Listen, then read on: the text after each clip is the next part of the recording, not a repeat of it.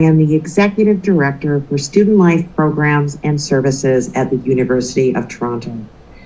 I am a middle-aged white woman with blonde, gray hair pulled back in a clip with glasses. In my role, I have the privilege of supporting several services and programs at the University of Toronto, including Indigenous Student Services at First Nations House and Accessibility Services. Today, I will be providing our access check, land acknowledgement, and brief opening remarks. Before proceeding, I would like to thank the organizers of this conference, Dr. Pearl Levy, Morgan Brett, and Annika Stabino for their tireless work and creativity. It is truly a work of passion and dedication, and I believe we have put together the best program yet in this year's edition. We are also welcoming over 500 registrants to this conference from across North America and the Caribbean this year, which is a record number. I would also like to acknowledge the critical contribution of this conference to the work and advocacy of the Canada Accessibility Network, based out of Carleton University, which U of T and many other institutions represented here today are proud members. We understand access to be a shared responsibility between everyone in this space. We will strive to create an accessible space that reduces the need for you to disclose a disability for the purposes of gaining an accommodation. In doing this together, we strive to welcome disability and the changes it brings to our space. Is there anything about the virtual space that we should address now? Are there any other access needs that might affect your participation in the conference that we should also address? If any access needs arise, please connect with Annika over Zoom or email as.learning@utoronto.ca.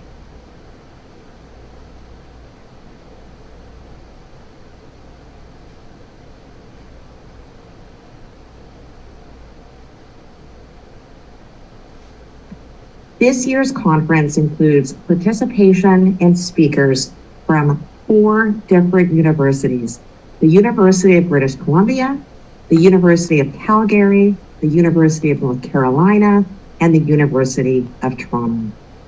As part of today's land acknowledgement, we will be recognizing the territories each of these institutions occupy.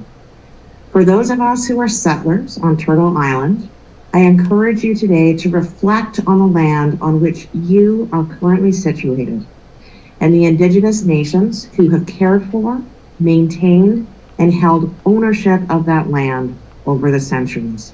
If you are unsure or wish to learn more about the specific geographical area in which you find yourself situated today, please visit www.native-land.ca to find a map of the Indigenous nations covering the entire globe. First, the University of British Columbia.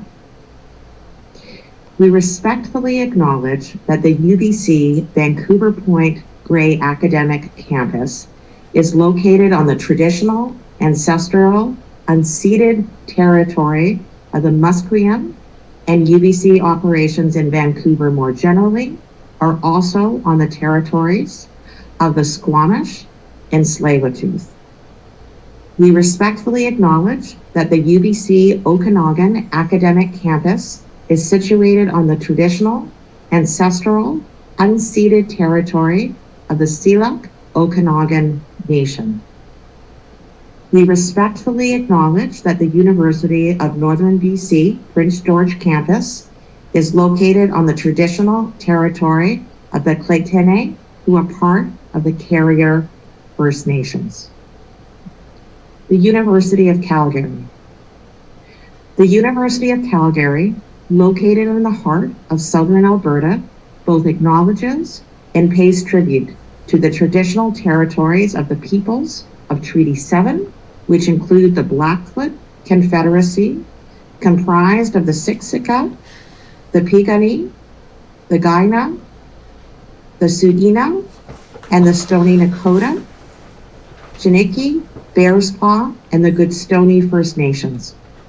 The city of Calgary is also home to the Métis Nation of Alberta, Districts 5 and 6.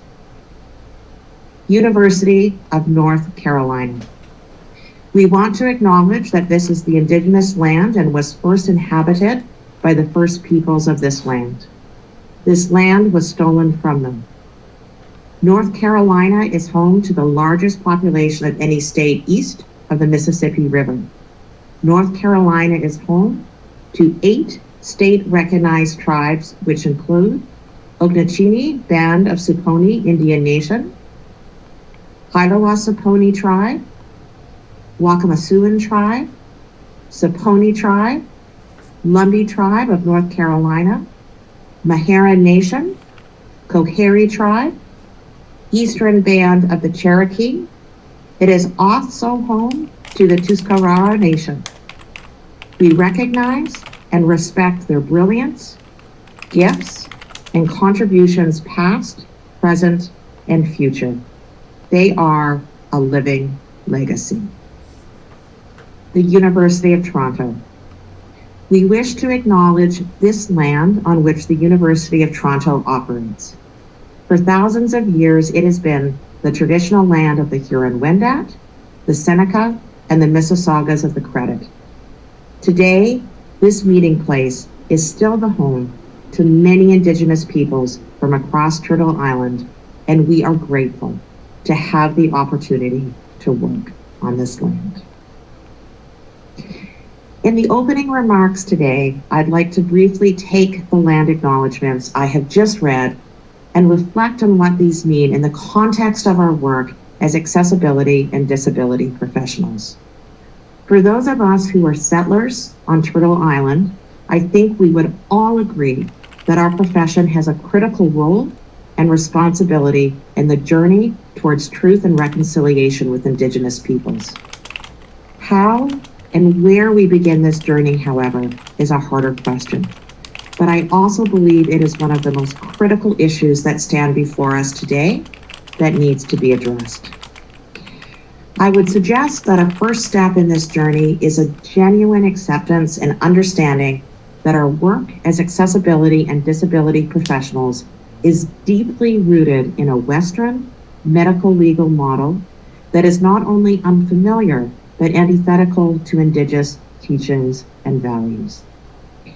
Dr. Rhianna Robinson from the Department of First Nations Studies at the University of Northern British Columbia has undertaken critical research into hundreds of different Indigenous nations and their language and cultural perspectives around disability, and she has indicated the following. It's essential to acknowledge that Indigenous people have traditionally held different perspectives about persons living with disability. I have learned that there are traditional Indigenous languages that do not have a word for disability or disabled. Disability did not define someone's identity. Within traditional Indigenous views of physical, sensory, psychiatric, cognitive, neurological, or intellectual impairments, differentiation from able-bodied individuals did not exist. The attributes and gifts one brought to the world did not include a disability identity, and one's relational role in the community always prevailed. In other words, from an Indigenous worldview, one is not defined or labeled by their deficits or their limitations or the way they are different from what is perceived to be expected or has been normalized by the non-Indigenous majority, as is so common and deeply rooted in Western customs and conceptualizations.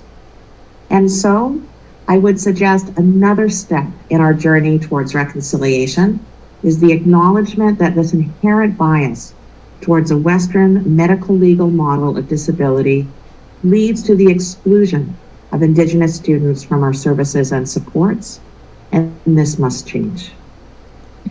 We are all working with students in our institutions that are experiencing intergenerational trauma from residential schools, the 60s scoop, and what the Canadian Truth and Reconciliation Commission has called a cultural genocide against Indigenous peoples that has taken place over hundreds of years and continues in the present day. And yet, the first step in registering with Post-Secondary Accessibility Services Office is the provision of medical documentation from a qualified and licensed healthcare professional working in the Western model of disability. For example, students are expected to complete and submit for registration psychoeducational assessments for learning disabilities that may not always be designed to take into account the realities of Indigenous students or their worldview, or are undertaken by psychologists without sufficient training or understanding of Indigenous lived experiences and realities, which risk skewed or erroneous results and outcomes. While we affirm our support for Indigenous students reconnecting with their culture, their language, and their traditions in theory, the reality is we often perpetuate and reinforce a process that is biased towards non-Indigenous persons, minimizes or discredits Indigenous lived experiences, and discourages connection and access to traditional healers and elders. A new approach is needed. The First Nations Health Authority of British Columbia, the only such provincial organization of its kind, notes that the traditional wellness vision is to improve the mental, emotional, spiritual, and physical well-being of First Nations, while strengthening the traditional healthcare system through a partnership between traditional healer practitioners and the Western medical system. In other words, Western health practices can play a critical role, but in balance and with respect for traditional healing and treatment practices. How then do we begin to bridge this gap and create truly inclusive workflows, approaches, and spaces in our work that not only welcome, but are designed with Indigenous students in mind from the beginning? I would suggest we accomplish this through a third step in our journey towards truth and reconciliation as accessibility professionals: dialogue and sharing. Sharing both among ourselves and among our Indigenous colleagues.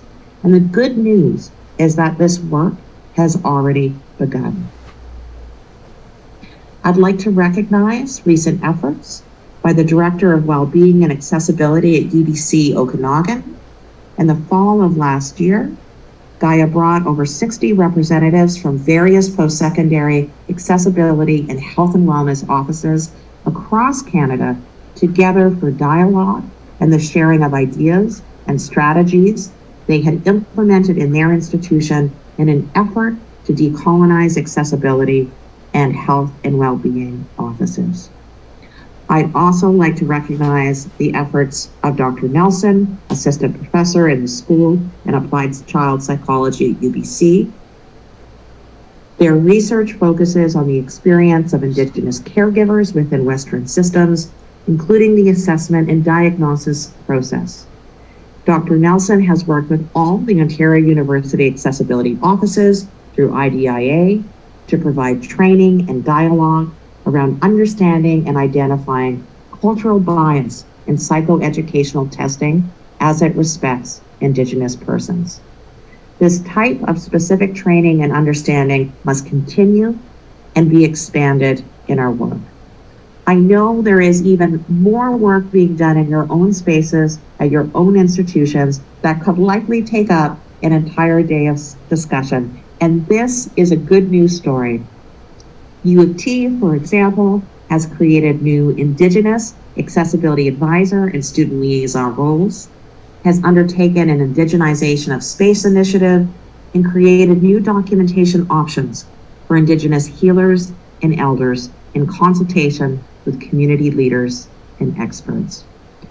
So in closing, I would encourage you to consider, how are you connecting with and engaging with the Indigenous communities and students at your institution and ensuring their inclusion in your work? How are you contributing already in your own work towards truth and reconciliation? How are you sharing this knowledge with your colleagues and peers so that we collectively, as a profession, move forward together on this journey? Miigwech, and thank you for the opportunity to share with you today, and I look forward to more critical discussions on this topic. With that, I would now like to turn the spotlight over to Annika, who will introduce today's keynote speaker. Annika, over to you. Thank you so much, Heather. I'm just going to add everyone's spotlights here.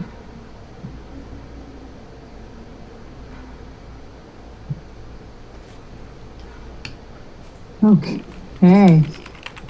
Good morning, everyone. Here.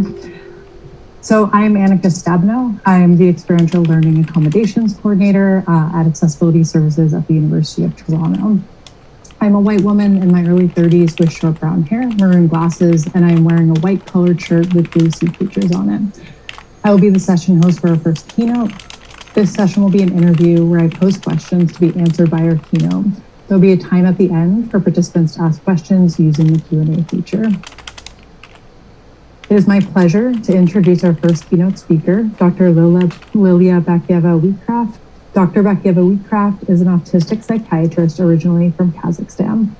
She has 25 years of post-qualification experience, including 3 years of clinical research focused on molecular genetics and genetic epidemiology at Cambridge University, as a Gates Cambridge Scholar and a broad clinical training in a range of specialties on 3 continents in 4 different nation states, each with its own healthcare system.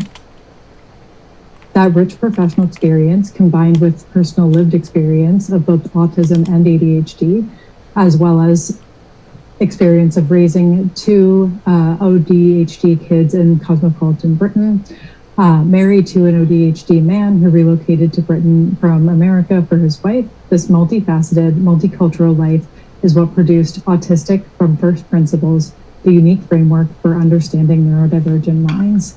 So Lilia, thank you so much for joining us today. I'll just make sure we can see you. If you can turn your camera on. Yep, I am. I have, but it's having a little bit delay. I think it's okay. Hi. There we go. Okay. Hello. Okay. Thank you very much, Annika, for the lovely introduction. I just want to describe myself visually. I'm a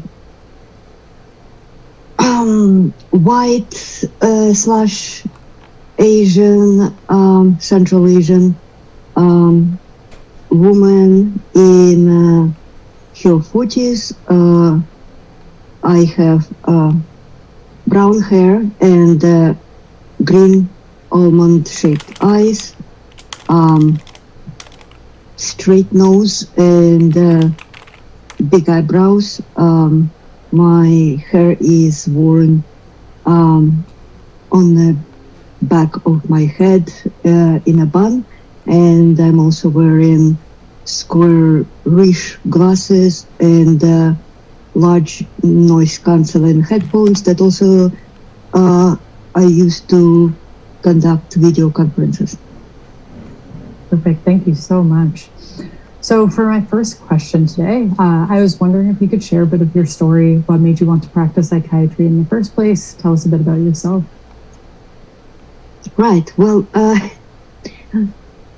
it's an interesting question, what made me want to practice psychiatry, because one of the first speaking engagements that I have done as an autistic psychiatrist was with Tony Atwood, Professor Tony Atwood from Australia, obviously the world expert in autism and Asperger's. And in between the sessions, he said to me that all autistic people are natural psychologists, because we've been trying to figure out what makes people tick since the very early age, since we started interacting with the world. And that very much resonated with me, because I remember identifying the patterns in people's behavior and rather cleverly identifying the patterns and not so cleverly telling people about those patterns. I have quite a few funny stories to share about that. I was hoping that it would increase my popularity and esteem among other people, which funnily enough it didn't. But in general, growing up in Kazakhstan, I really never had foreseen myself as a psychiatrist, just because in the Soviet Union, psychiatrist was not it's not the most popular. It wasn't even one of the mentioned specialties that you would deliberately want to train as a doctor. Yes, we did study psychiatry, like everyone in a fifth year of medical school. Yes, we saw the patients, but because of the heritage of the Soviet Union and psychiatry being used as a means of controlling the dissident voices, psychiatry was not held in any high regard. And therefore, having done my psychiatry rotation, I pretty much forgot about it.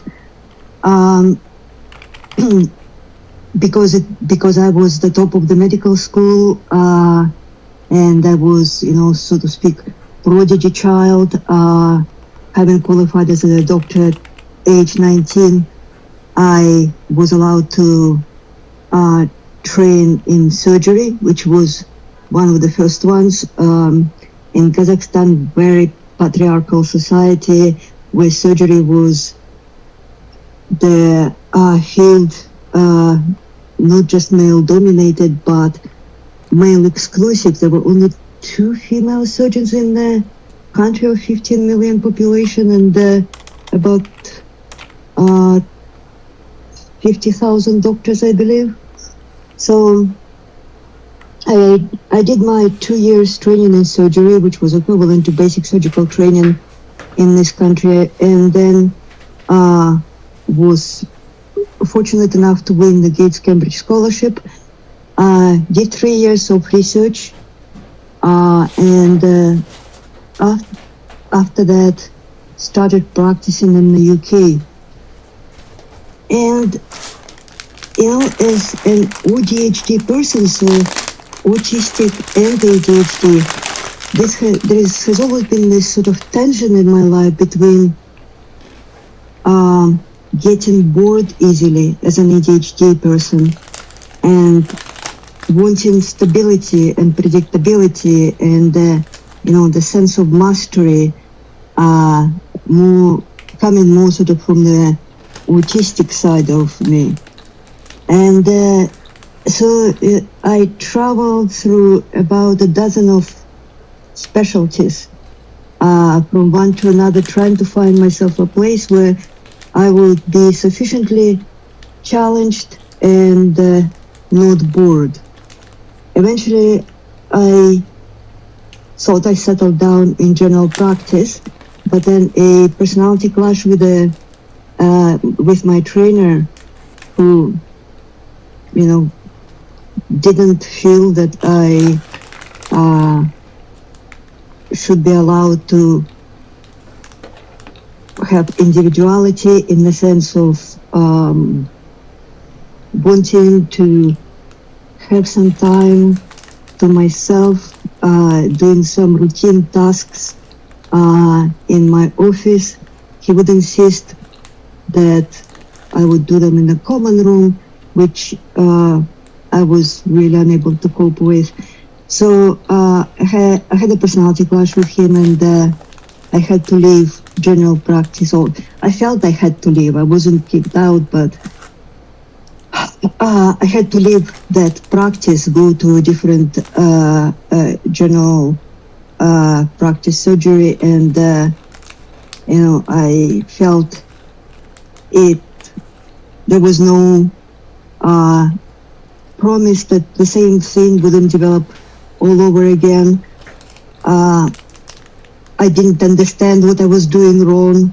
I kept asking for feedback, and he would say, "But we give you the feedback," which would leave me completely puzzled and befuddled, because in my world, feedback is you do something wrong and you're immediately told what you've done wrong, with concrete examples, not just some vague notion of you need to be working better with people, or you need to show more respect to your colleagues, when, in my opinion, as I would express repeatedly, respect is something that is not given. Respect is something that must be earned, and given some sort of questions that were being discussed at the time, I didn't feel those questions warranted particular respect. So in any case, I felt that one particular place that I did really enjoy was my placement in psychiatry as a GP trainee.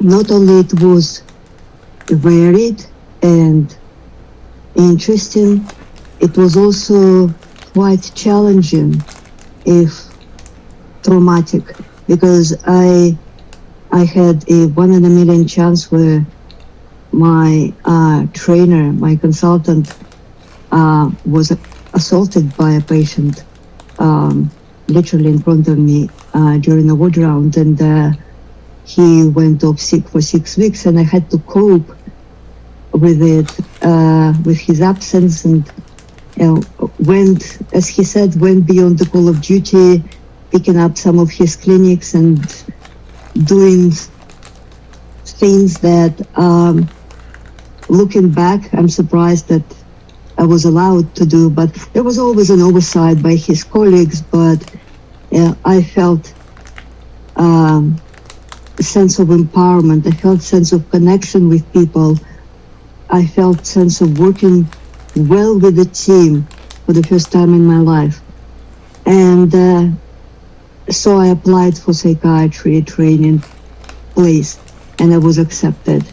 And this was finally where I felt at home. There were really strange people working. Looking back, there were people on the spectrum, there were people gay and trans people. So there is, I think psychiatry is sort of one of the most welcoming and least hierarchical specialties in medicine, which is notoriously hierarchical and notoriously highly structured specialty. So I kind of fell into psychiatry and began really enjoying myself. And then I gravitated towards the child psychiatry, partially because my son was showing signs of neurodevelopmental condition by then, and he was in due time diagnosed with Asperger's and ADHD. And so it's this is kind of, I ended up in psychiatry. But in general, if I would say, my life has always been this combination of planning and serendipity. Fairly rigid, fairly page by page planning, where when I was 19, I knew that I would have 2 children at the age of 35. which of course it did end up happening because one of the children was a teenager by then, but you know, I had fairly detailed plans when I'm supposed to be married and when I'm supposed to have children, when I'm supposed to become a fully trained medical professional. Life did not work out like that, but the way it worked out, I think I was able to benefit from my differences and from the way that from rolling with the punches and adapting to the situation, I would say. Amazing. And it sounds like that environment piece was really important too, on top of psychiatry as a practice, finding a welcoming space. Can you speak a bit to how your diagnoses, so you've talked about this a bit, but how they impact your practice, sort of your day-to-day interacting with patients and clients?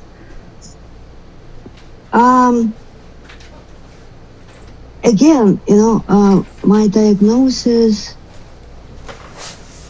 definitely changed my practice, but I think the change was coming well before I myself was diagnosed, with a diagnosis of my son, with the awareness that my younger child was also neurodivergent, with the awareness that started, you know, from the point that myself and my husband were dating. I knew that he was different from others because he couldn't tolerate noise of children screaming in a museum where we went to on one of the dates. So I would say even before I was diagnosed myself, and that perhaps was one of the reasons why I couldn't stay in, you know, with that employer, is because my attitude towards neurodivergent patients was different to the prevailing attitude, which was almost, you know, somewhere between condescending and contemptuous. Very uncomfortable place to work when you know that, you know, I didn't know that I was on the spectrum, but I knew that my entire family was. So,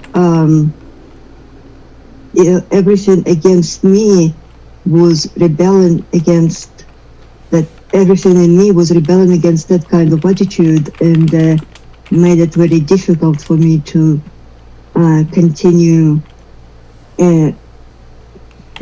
working alone in the team. I think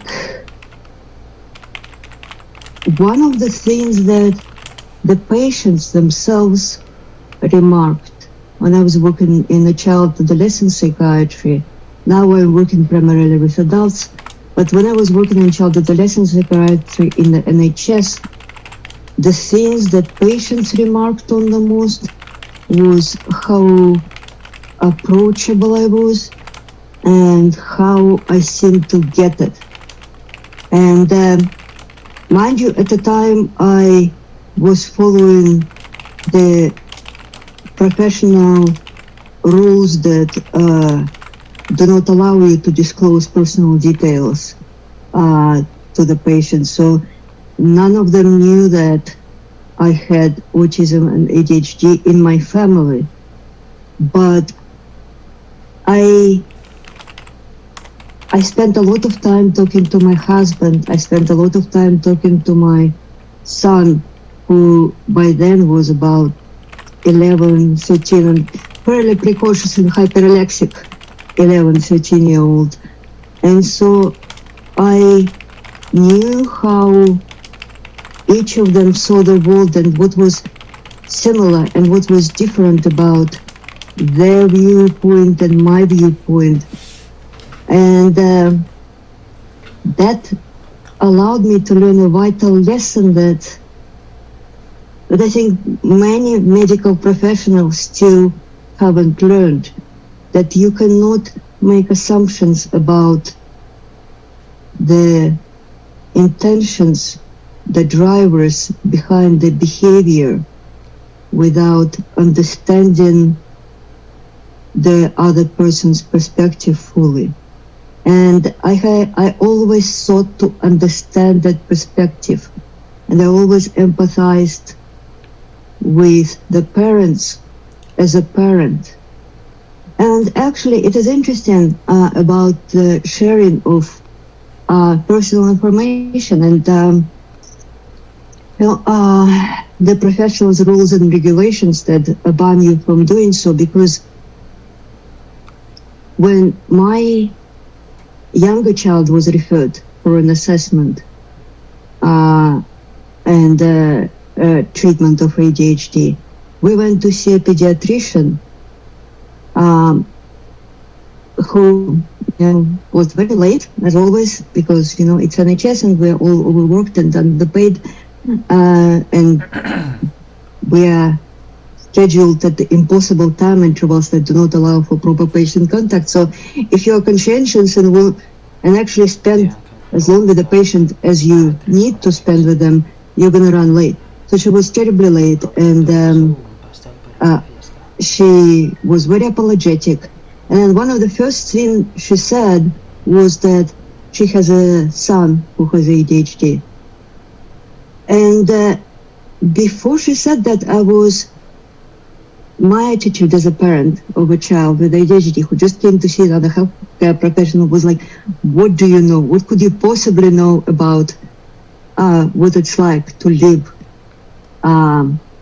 with the child and try to keep the child safe when they're literally bouncing off the walls? But once she said it, my anger disappeared, and I was really accepting of her and her advice, because I knew that she wasn't speaking from the books. She was speaking from the real life experience, supported by the research and clinical expertise. And to that point, it's interesting to mention my sister-in-law. She's a child educational psychologist in the States. And before she herself had a child who is neurodivergent, she was always a bit dismissive and arrogant about parents of her patients, not to their face, obviously, but just saying, I'm a professional. I know what you need to do. Why don't you do it? How can you not understand that this is what you need to do? But now that she has the child, her attitude changed, and she suddenly, she said to me, I realize how arrogant it sounds when you don't have any lived experience of parenting a child like that, but because you are an expert, you think that you actually do, and you are treating the parents with a wealth of lived experience and knowledge of the various tricks and ways of doing things that professionals could not possibly know, and definitely with the thorough knowledge of their own child, if nothing else, when you treat them condescendingly. Makes a lot of sense, kind of coming in with the vast lived experience, and especially you having both the clinical expertise and the lived experience. Which leads a bit into our next question. So can you speak to the biopsychosocial model, the social model, and what may help or hinder folks navigating mental illness, ASD, ADHD, sort of all of those things there? Okay, can I just say the people on the spectrum in general, including myself, prefer it being referred to as ASC rather than ASD. Okay. So just autism spectrum condition. I had to learn it myself, so it's not a problem, but I'm kind of used to it now. So what is, I think there is a lot of rather I don't understand this debate, this whole debate about, medical model versus social model. I think it's very immature and very backward thinking. There's a lot of sort of Cartesian dualism there. It's either one or the other. And it completely ignores the social aspect of things. And I think this is vital to understand that human being is not simply an animal, and they're not simply a mammal. They're not simply a mind floating in space, and that a number of human beings constitute a sort of a more complex body of its own, and interactions within it and the internal conditions within that social body will affect every individual member. So I was trained in a biopsychosocial model of understanding of disability in general, not just mental illness or autism, but disability in general. And it has been around. It's not a particularly new model. It has been around for at least 50 years. I think Engel came up with it in 1970s. So it's been around for a long time, and I don't understand how people are not more familiar with it and why we don't speak about it more, as opposed to being divided into, oh, this is a medical camp, this is a social camp. There are no camps. It's all very united. For example, if you have to think about it, autism or ADHD, they can only be diagnosed if there is an impairment in functioning of the individual. That's you can check every single box in the diagnostic statistical manual, but if you don't have impairment in functioning, you cannot be diagnosed with either condition or with any mental health condition for that matter. And the impairment in functioning only occurs when there is a mismatch between the environment and the conditions and the internal ability to cope. My favorite example, because I live in Oxford and I've been in Cambridge, so there are a lot of very clever people living here who are very, using the words of one of my favorite authors, deeply introverted and socially maladjusted. That's Terry Pratchett's expression. And they live on campus. They live in accommodation that's provided to them by the college. So I'm talking about the college fellows, so the faculty of each college within the collegiate system of Oxbridge. And they have all their meals, or at least 2 meals, provided to them by the college. It's kind of a perk of their employment. The accommodation is provided, the meals are provided. The bills are usually either included or, you just pay the overall bill once a term, which is, 3 bills a year.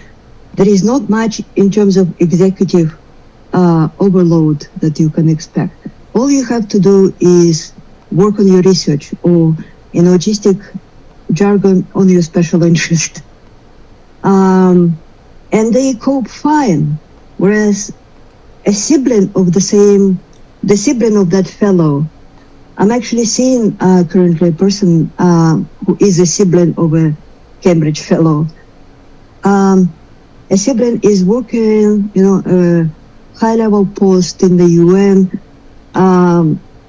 very intelligent, but because they have to work in several degrees, but also educated at Cambridge, but they have to work in a team environment. They have to function socially. They have to manage their relationship with the team, relationship with the partner, their workload.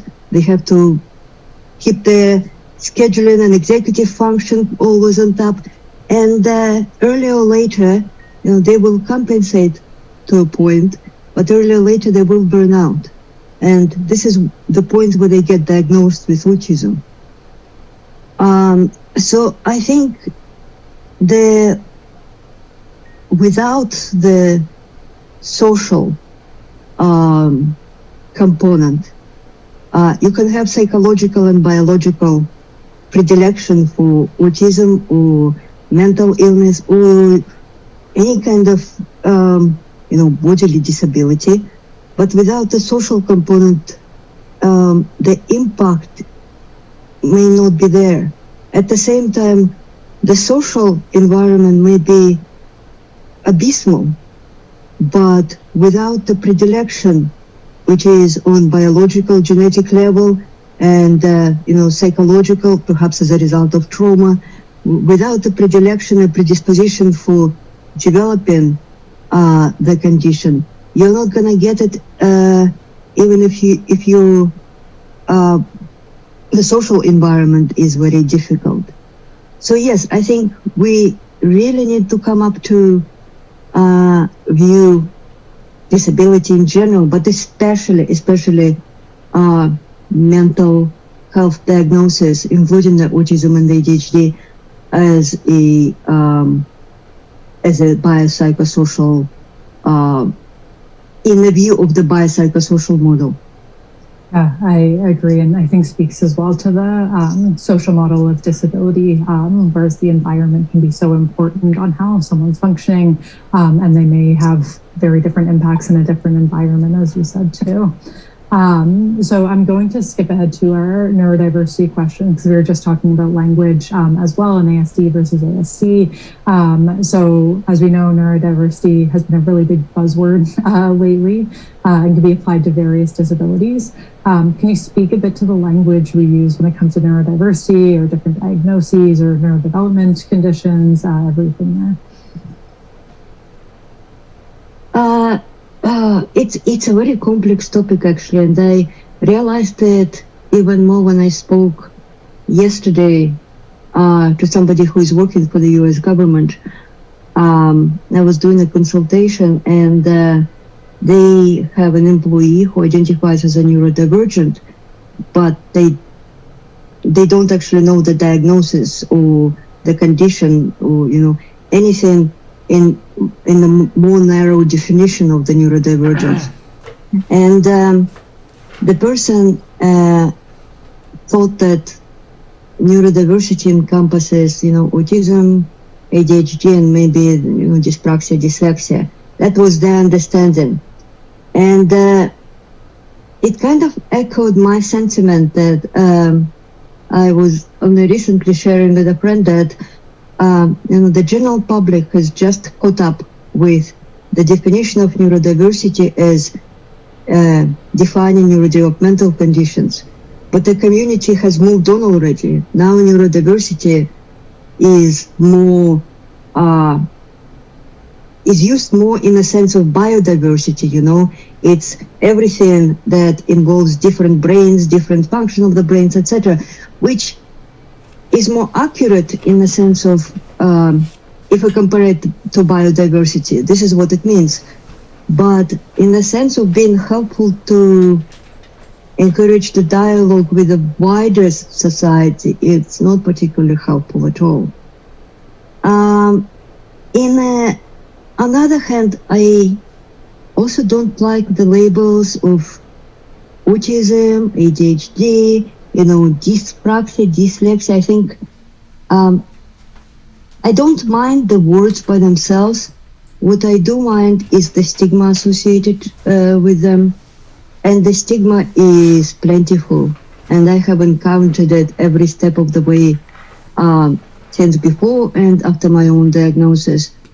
And it's ugly, and it's humiliating, and what is worst of all, it is there among professionals.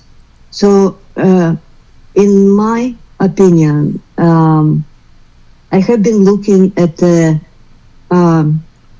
biopsychosocial definition of autism, ADHD, and the neurodevelopmental conditions in general. And what I have identified is that actually a number of these neurodevelopmental conditions share common genes, they share common symptoms and signs, and they share common neurological pathways.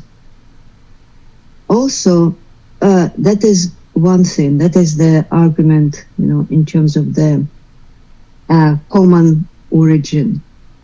In terms of the common picture, and development, if you think about it, and this is what I teach people in my autistic workshops, one of the main issues, one of the 8 main issues that is necessary to understand in order to understand autism and ADHD is the unevenness of the conditions. And the unevenness is exists on all sorts of levels and planes. For example, the emotional development can be uneven, the intellectual development can be uneven, the IQ profile is very scattered, the performance can be very uneven from day to day, but also our development is asynchronic. So one developmental domain, like intellectual domain, can be developing well ahead of the average timeline, whereas the emotional development can be lagging way behind. And if you think about the biological and chronological, intellectual, social, emotional, we are not a person of one age. I like to say that we may have 5-6 ages, and whichever domain we addressing, we need to speak to the person on the developmental level. But this is really, and I'm not the first one to come up with the idea. This was I first mentioned about 20 years ago, at least, but mentioned sort of in passing by Gunilla Gerland in her book. But I think this sort of developmental asynchrony could actually become a catch-all name for autism, ADHD, dyspraxia, dyslexia, developmental language disorder, even maybe left-handedness, right-handedness, left-handedness, because there is so much overlap. And also, right now we have a diagnosis, autism. I have autism, you have autism, they have autism. We are 3 different people. And in order to establish our support needs, you need yet another assessment for support needs. Whereas if you have a diagnosis of neurodevelopmental asynchrony, what you can add to it is you can sort of highlight in each diagnosis, highlight 3 most pronounced traits that require support. And then suddenly, at one look, you can see all the information, at least most information you need in order to see this person's individual fingerprint of the place on the spectrum. And that also would encourage us to think about the fact that autistic people actually do not stop developing at the same time as neurotypical people. This is something that I only learned, last year, 2 years ago, and it fully speaks to me. It fully speaks to the experience of many other people that I have talked to. You know how they say that normally brain stops developing at the age of 25? Well, in autistic people, it has been shown it develops well into 30s. And so, if you think about the implications, the social skills, the language skills, the other potential changes would be achieved with appropriate support and appropriate non-blaming, and I can't emphasize it enough, non-blaming and structured support. Right now, people look at the diagnosis of autism or ADHD and they believe this is it. This is what the child or the adult is going to be like. There is no potential for change. Actually, there is so much neuroplasticity. There is so much potential for change. And it's not about, I'm not talking about fitting for fitting's sake, fit in with society, fit in with somebody else. I'm not saying that we should bend over backwards and break ourselves in order to fit in.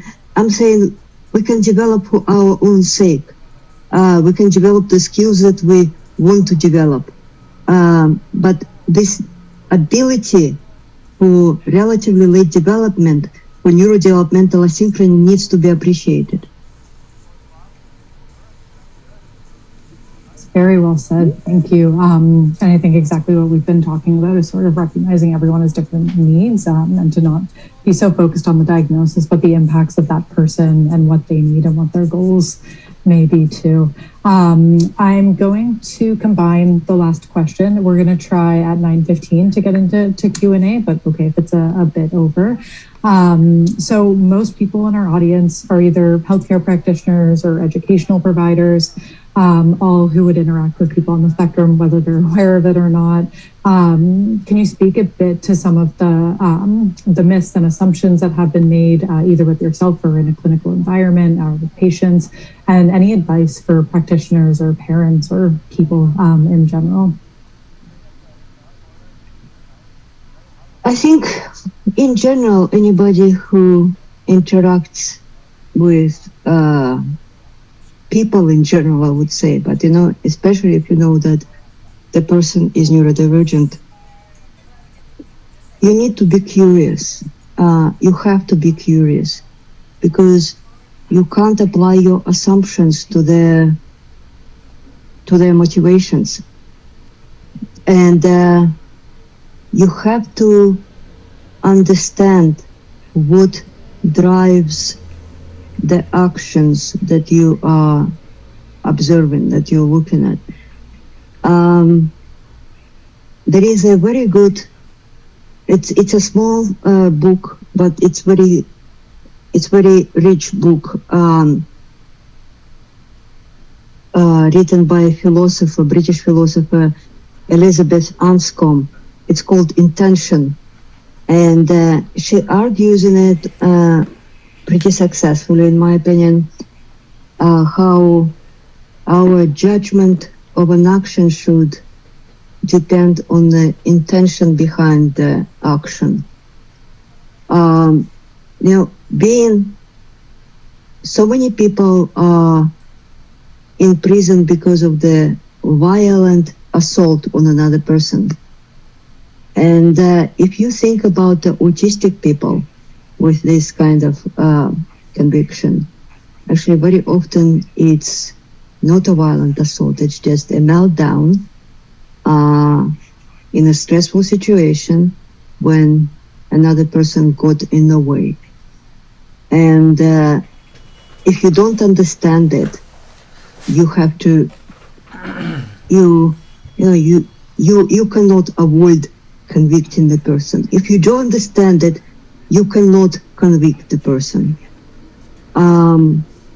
Similarly, in healthcare scenarios, you have to understand if the person wants to leave against medical advice, you have to understand why. You can't just say, oh, they're being unreasonable, they're being irrational, illogical. We have to hold them under we have to involuntarily commit them. You have to understand what it is that propels them to live potentially at a risk to their health, because all it may be is the too loud bleeper of the doctor. It may be too bright fluorescent lights. It may be the nurse whose hands are too cold and the person cannot communicate the needs. Maybe they don't receive adequate pain supply. Quite often the issues are sensory. And if you don't understand the issues, you will not be able to address the situation successfully, but you will never understand the issues unless you ask why. So I think being curious and asking why is the most important thing for healthcare professionals and in general for professionals, whether it's the lawyer, education professional, teacher. You have to understand why people do things the way they do, and why they don't want to talk about it as well. And for that you have to develop attitude of respectful curiosity, which would enable the trustful communication between you and the autistic person. So that is one thing. As far as the parents are concerned, I would use my example, and I would say that, I've never seen my children as deficient. Once I have realized what is happening, actually sat my child down. We didn't sit down. We were walking as two ADHD people will. We were going for a walk, and we had a long chat where I said, look, your brain is different. It works in different ways. It doesn't work badly. Actually, you're very intelligent, which he is. But your brain doesn't work in a way that the majority of the brains work.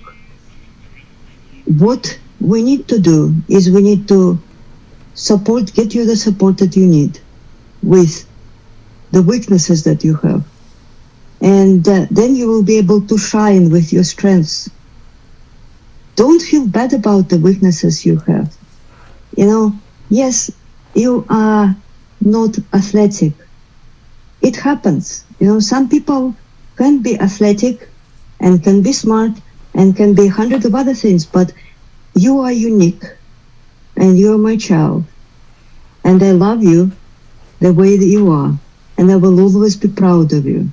All I want for you to be is to be a decent human being. Because he really wanted me to be proud of him. So one day he asked, would you be proud of me if I became a teacher? And he was about 7 at the time. I said, sweetheart, I don't care what you do. As long as you're a decent human being, I'm always going to be proud of you. And don't apply the pressure on a child. It's not going to lead anywhere. It's, you may browbeat a more compliant child. With the less compliant child and more sort of a child with more PDA profile, it really hurts to comply, actually, if the request is presented in a particularly forceful way. And I remember that myself, that I complied because, I was browbeaten, but I kept thinking all the time, why can't you just say it respectfully and allow me to save the face? Because for me, that was the big thing. I wanted to save my face. I didn't want to be humiliated by being forced to do something. And I don't think people understand how even a 6-year-old child can think like that, because that's the youngest I remember myself thinking this thought. So don't force your child, and have respect for your child, and don't have particular expectations for your child in the sense that, oh, he's going to be, you know, an athlete star. He's going to be an A-level student. An A-grade student. The most important thing for the child is to grow up being able to manage their emotions and their relationships. And if that is inculcated in them when they're growing up, everything else comes together. If it is missing, then no matter how brilliant they are as a student, no matter how brilliant they are, and how gifted an athlete they are, they're going to struggle as adults because they're missing something. They are not who they are. They have grown up to be something that other people wanted them to be. And this authenticity is very important for an autistic person. I mean, my parents made plenty of mistakes when they were bringing me up. But one thing they've never done, they never tried to limit my intellectual development. They never tried to impose any restrictions on my reading list. They never tried to impose any restrictions on my, skipping grades or going to medical school. They didn't want me to go to medical school, but they said, okay, that's your choice. They pretty much were hands off as far as my reading was concerned. So, I was reading Les Mis and Gerald Darrell Corfu trilogy and Alan Milne's Winnie the Pooh, all three at the age of 7. And obviously I was getting different degree of understanding from each of this book, but I was getting something. And I don't know if you're aware, but I think it was last year, but this research has been around since 2006, I believe. But last year, actually, University of Toronto, Raymond Marr and Jordan Peterson published the article on reading fiction and development of empathy and social understanding. I credit my voracious reading habit since age 3 and my parents' encouragement of my reading fiction specifically. I credit that for my ability to be empathic and emotionally intelligent to the degree that I am. So I'm not saying, let everything go and let your child grow up like a wild tulip in the field, but support your child in what they want to do. Your main task as a parent is to encourage the talent development, not to make them something they are not. That's what I would encourage the parents to do. Amazing. Thank you. And I think that makes a lot of sense. If children always feel like they're doing something wrong or can't do something, that's going to take a toll on them as adults. And I think back to the beginning of the question around being curious, I think we and healthcare practitioners have a tendency to get defensive if something's not going well or something's going wrong, assuming there may be something wrong with the other person, instead of just maybe stopping and thinking of what is actually going on, what could be happening. And I think all of us can probably relate to the struggle of finding a curious healthcare practitioner, because it makes such a huge difference having someone that's asking the right questions, that is actually interested in what's happening and trying to find out what's happening and what supports are needed. Well, thank you so much, Lilia. We're going to head into our question and answer period. So for folks that do have a question, please type it into the Q&A, and then we will read our questions out loud. We can't promise we will get to all of the questions, but we will do our best. Okay, let's see here.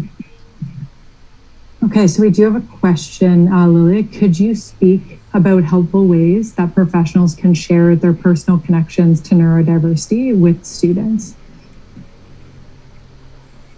So I think this relates back to when you mentioned that healthcare practitioners, or depending on where you are, aren't allowed to share if they have a diagnosis or personal connection, or how that can be used in an academic environment. I think, in my experience, what works the best, and this has been both on the patient side and on the doctor side, on the side of the parent and on the side of a professional. What works the best is just being honest and, once again, curious. So, for example, if you don't understand why the student is doing something the way they do, think about why, think about yourself and your own behavior. Reflect on it, think, when would you do something like that? And you might even want to share that with the student, as in, I'm trying to understand you so that I can help you better. From my experience as an autistic person, this is what I would do if I felt like this. Would you say, this is true for you right now? I think one thing that is really, really controversial and is really not encouraged in formal therapy or formal professional healthcare setting and a patient communication is sharing your own experience. And actually I don't think you can validate and show enough empathy without sharing your personal experience. With the time, I have been leaning increasingly heavily on my own experience in trying to understand the patient's experience and sharing that with them. Say, even like, I noticed that you have done this. This is how I feel when I do this. Would that be true for you as well? And the patient, at that point, the patient feels able to communicate that because the unconscious or maybe even conscious thinking is, this doctor does not think I'm crazy. They're not saying that, I read about it in the book and it sticks this particular symptom. Is that how you feel? They're actually really trying to empathize with me and understand what I have been going through.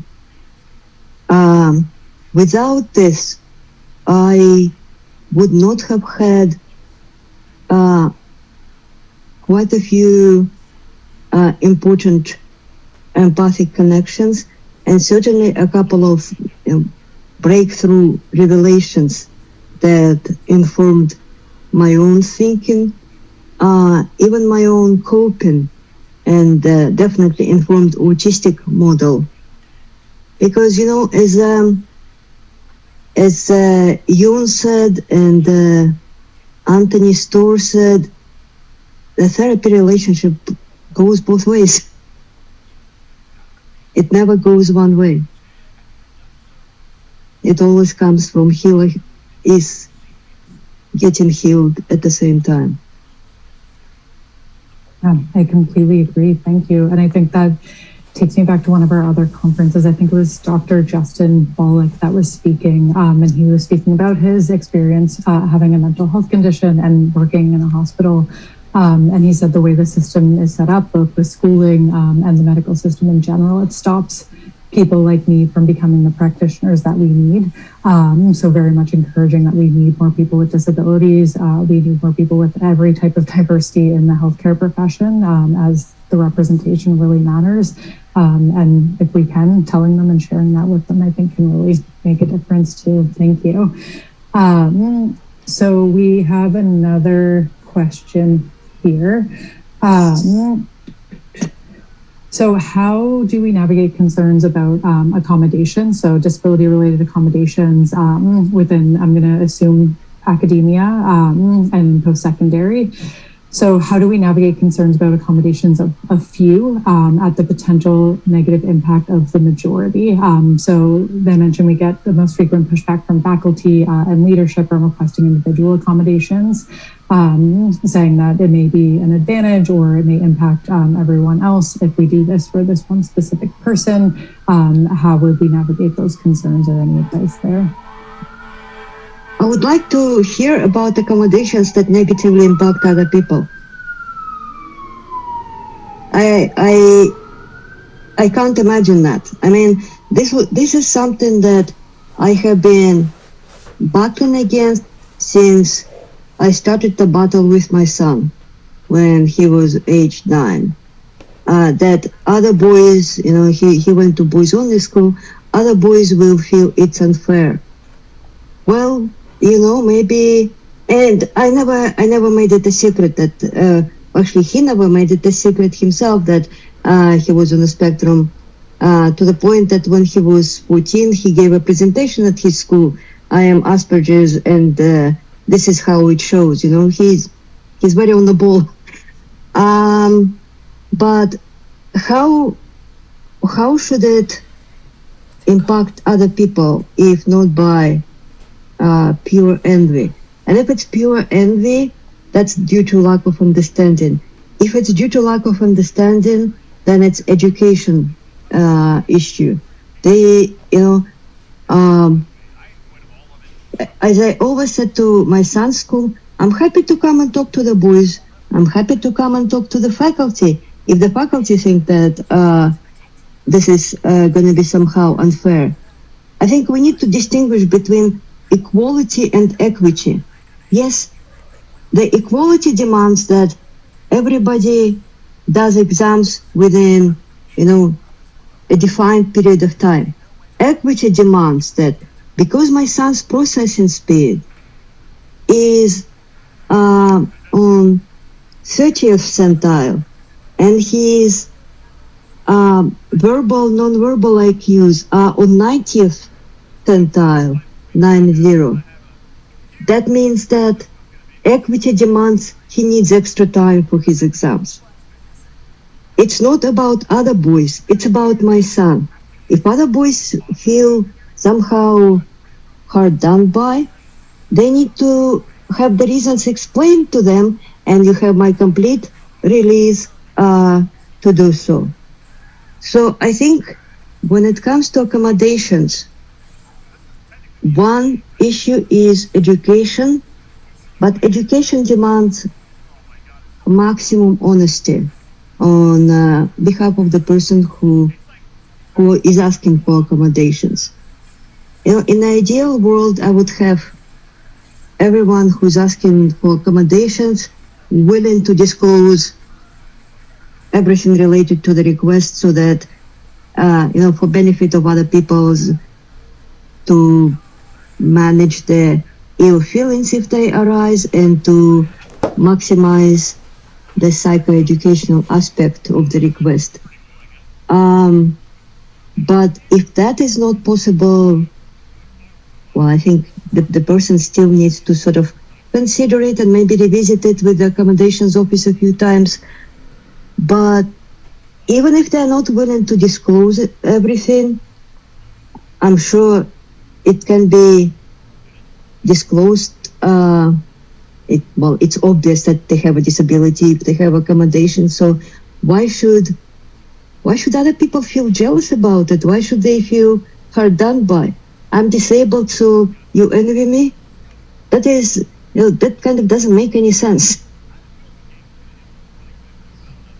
And I think we create a bit of a stigma cycle if we're not saying anything because of stigma, but then it's creating stigma if we don't know what's happening, and then it's all back and forth.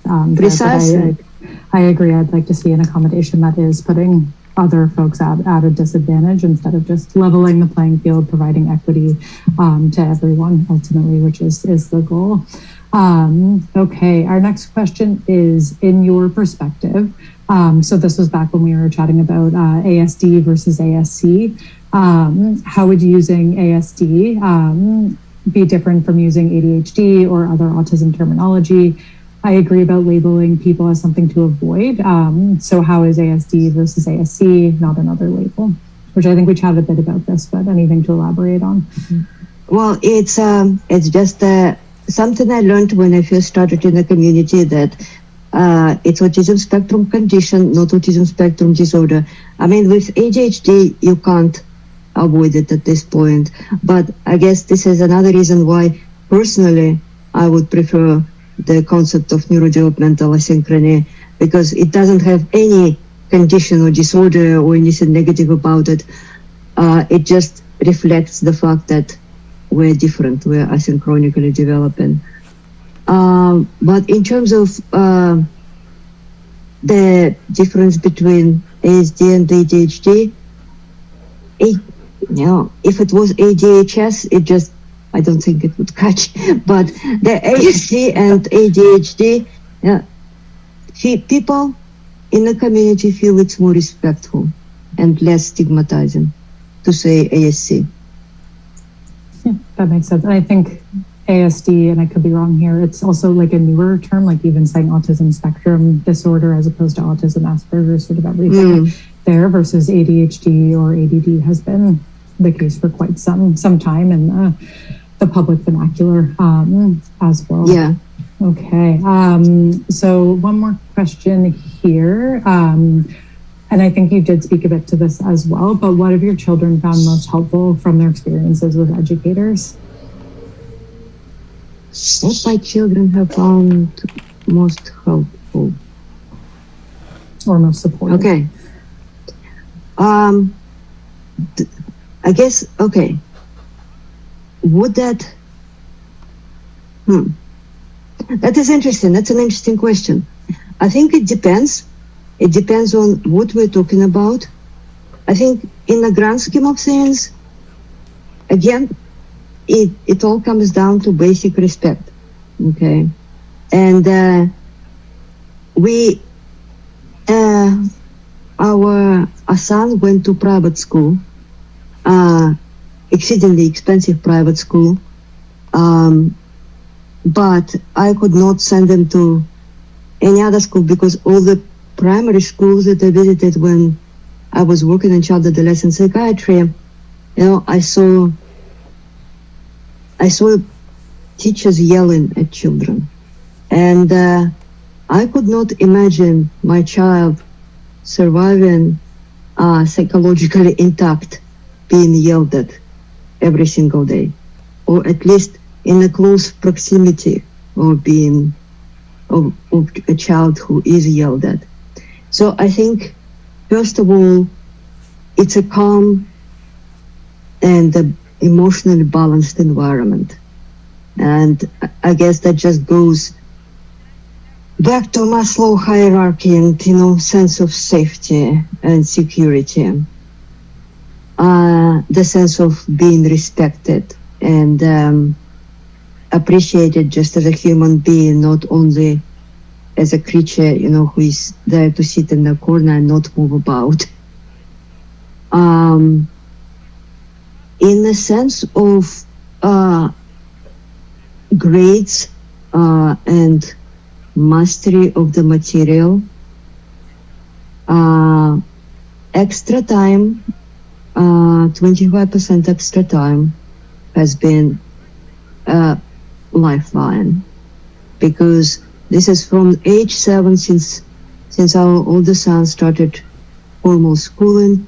That was a refrain from his teacher. He's going to be one of those students who know everything and can't show it in the exam.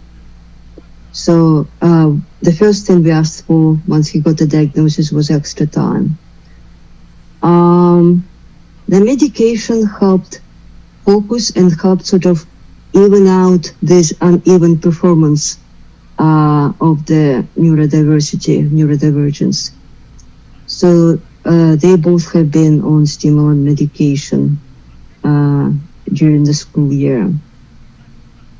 In terms of my son, he, from the age of 9, he started doing learning support sessions, which were weekly sessions with his learning support coordinator, that was, or head of learning support actually, a very experienced teacher, with extra qualifications, or special educational needs coordinator, she would be called if it was a state school. But her name is Mrs. Alexandra Lord, and she's on LinkedIn. Actually, I would highly recommend her to anyone. She was absolutely brilliant. She understood Alan. She got what he needed, and she worked with him weekly, 45 minutes. It was like an additional lesson in his personal timetable, but they were working on study skills, on executive function, on revision skills, on exam taking skills. So he had a very formal teaching in all these areas where he was found lacking, that he found challenging. And we are talking about this going on since between age 9 and to age 16, so 7 years. And what do you know? He ended up with, so I don't know if you know the British system, they do 10 or 11 exams at the age of 16, and then 3 exams at a very deep level, almost university level, at the age of 18. They're called A levels, advanced levels. So he got 3 A levels, and the A levels that he had was in Latin and ancient Greek.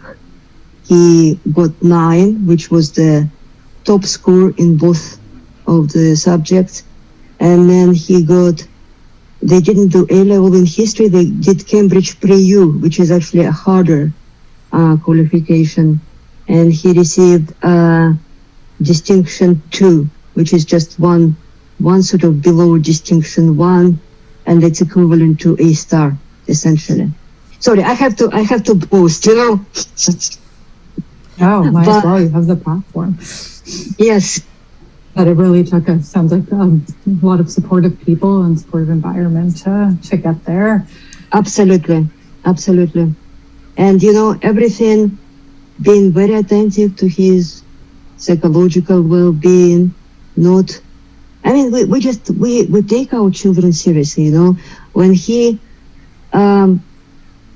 he moved to a senior school at the age of 13, after the first term, so there are 3 terms, like in a university, after the first term, he was boarding, and he became very homesick. So, some people would tell us, "Oh, just don't pay any attention to it. He will get over it." But I even I knew that he had a very experienced housemaster. He had a very good team of people looking after him in the boarding house. But I also knew that just leaving him without any feedback would be pretty cruel. So we seriously considered moving him to a school closer to home, which thankfully wasn't necessary because he really flourished in that school eventually. But we had to agree with him that, okay, let's stay this term. If you don't manage it, then we will move you to a different school. But let's just give it a go for one more term. And, many people would say he's just a 13. He doesn't know what he wants. No, they very much know what they want and they know what they need. And you have to respect them as human beings, not as some sort of, little extensions of you that exist there to live, for you to live vicariously through. Yes, I think that's a very important point. Okay, I think this might be our last question. So do you have any recommendations on resources or ways to educate clinical providers or lab instructors on how to support students with the ASC, especially when the students can become quite flustered or upset? Okay, when they become upset, when it's sort of approaching meltdown, just leave them alone. The person just needs space and time. That's all they need. And any intervention, even if it's a well-meaning hug or well-meaning remark, it's not going to be well received.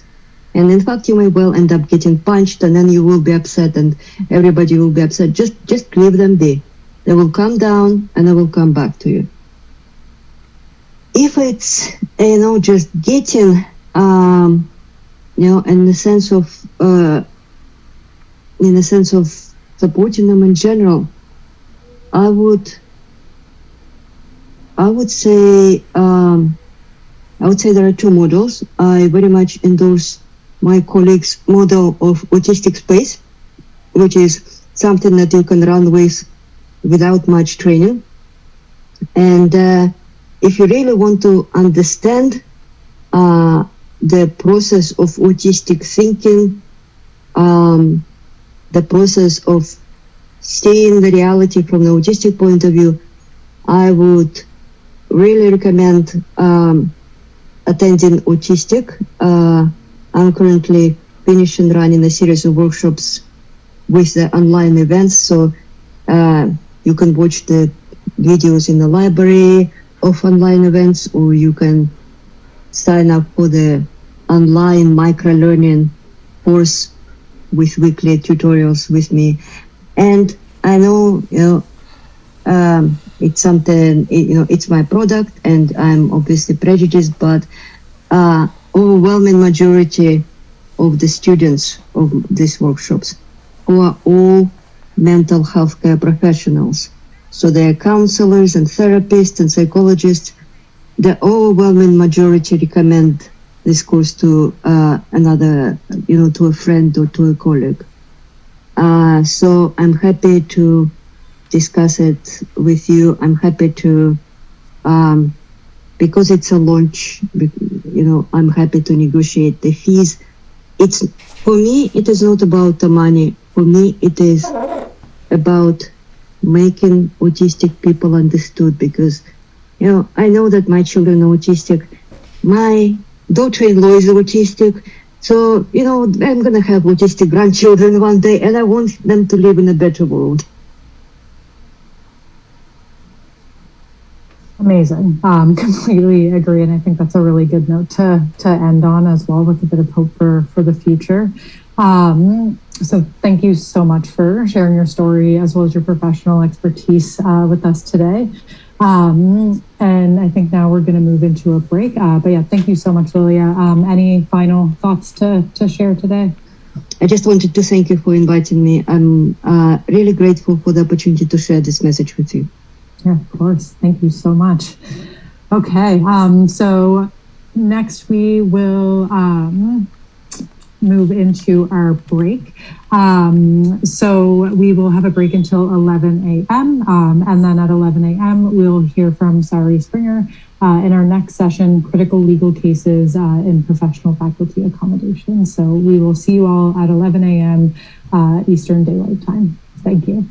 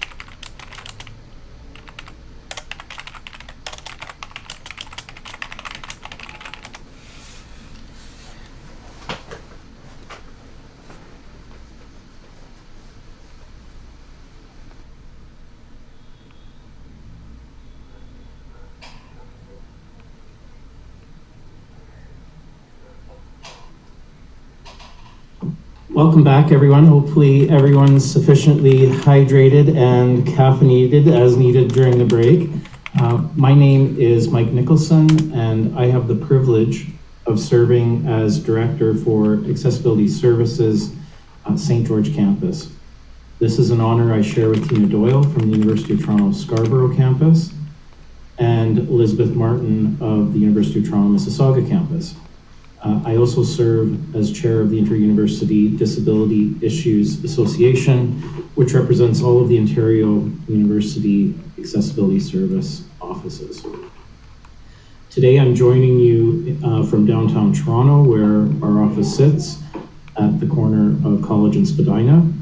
I have behind me, although not very visible on the wall, several Toronto Transit Commission streetcar images, as well as a Christmas cactus plant that dates back to, I'm told, about 1961, a gift from my mother. I have mostly brown hair with a mostly brown beard, and today I'm wearing a plaid collared shirt with peach colored stripes. Last month, I celebrated the 15th anniversary of my 30th birthday, and happy to be with you here today. I'd like to introduce our next speaker, who is joining us, Sari Springer. Sari Springer has been practicing law for over 30 years. Her practice focuses on employment as well as higher education law. Sari has particular proficiency in the human rights arena. She's acted for multiple universities throughout her career and defended these universities in connection with numerous human rights applications. Sari has been lead counsel on several occasions for groups of universities across Ontario in the context of high stakes, precedent-setting, systemic discrimination cases, and has succeeded in having all of those cases dismissed. Super excited to have you with us here, Sari. For those of us who were at your presentation at the Rourke Conference a few weeks ago, we were all literally sitting on the edge of our seats as you were speaking, presenting case after case. It was such a great presentation, and super excited for what you'll be bringing us here today. And thank you so much for being with us, Sari, and for being such a great partner with our office and with so many of the offices represented here today. So with that, I will turn it over to Sari. Thank you, Mike. That's such a kind introduction, and it's absolutely my pleasure and my honor to work with you and your colleagues across many universities in the province and in the country.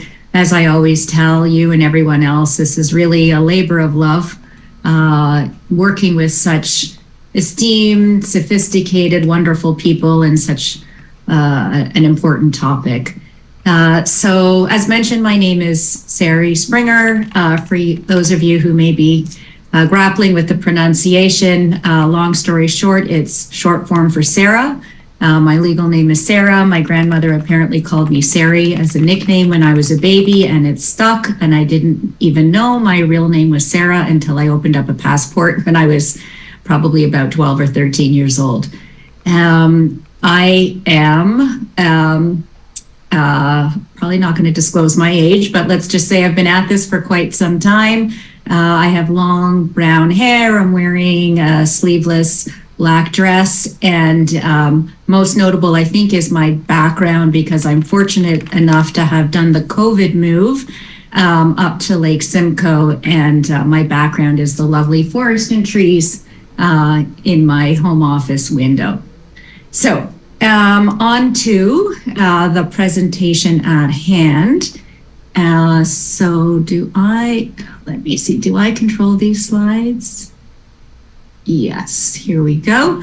Okay, so that's me. As Mike mentioned, I've been practicing law for a very long time.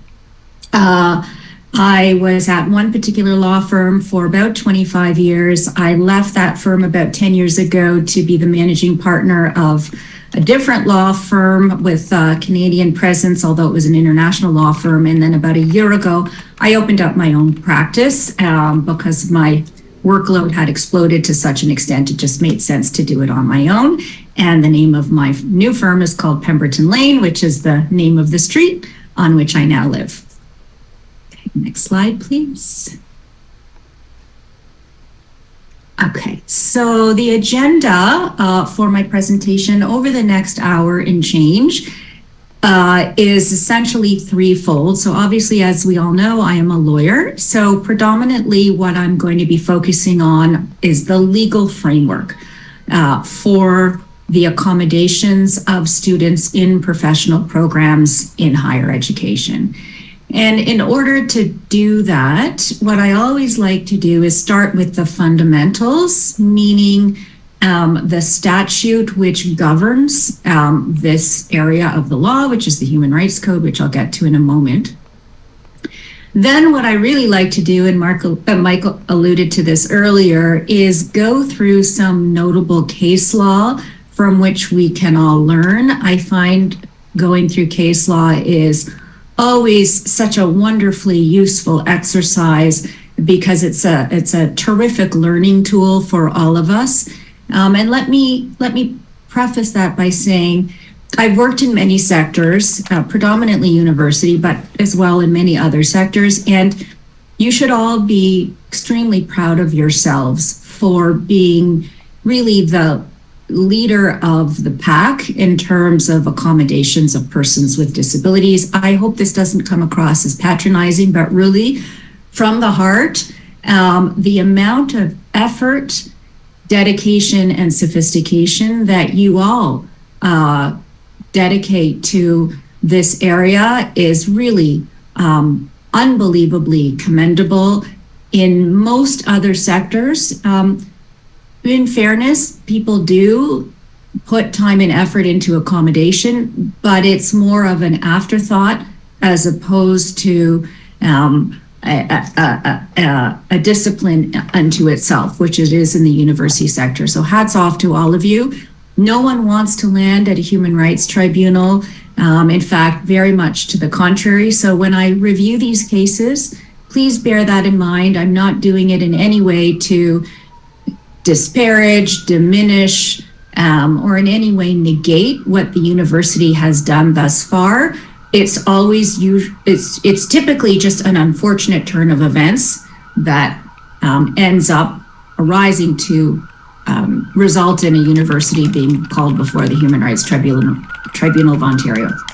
Okay, so after I finish going through some notable cases, I'm going to conclude my presentation by dealing with some current pain points that I understand that at least some of the universities are experiencing at the moment, and share with you my pearls of wisdom, thoughts, suggestions, and tools in order to address some of these very complicated issues. Okay, so next slide, please.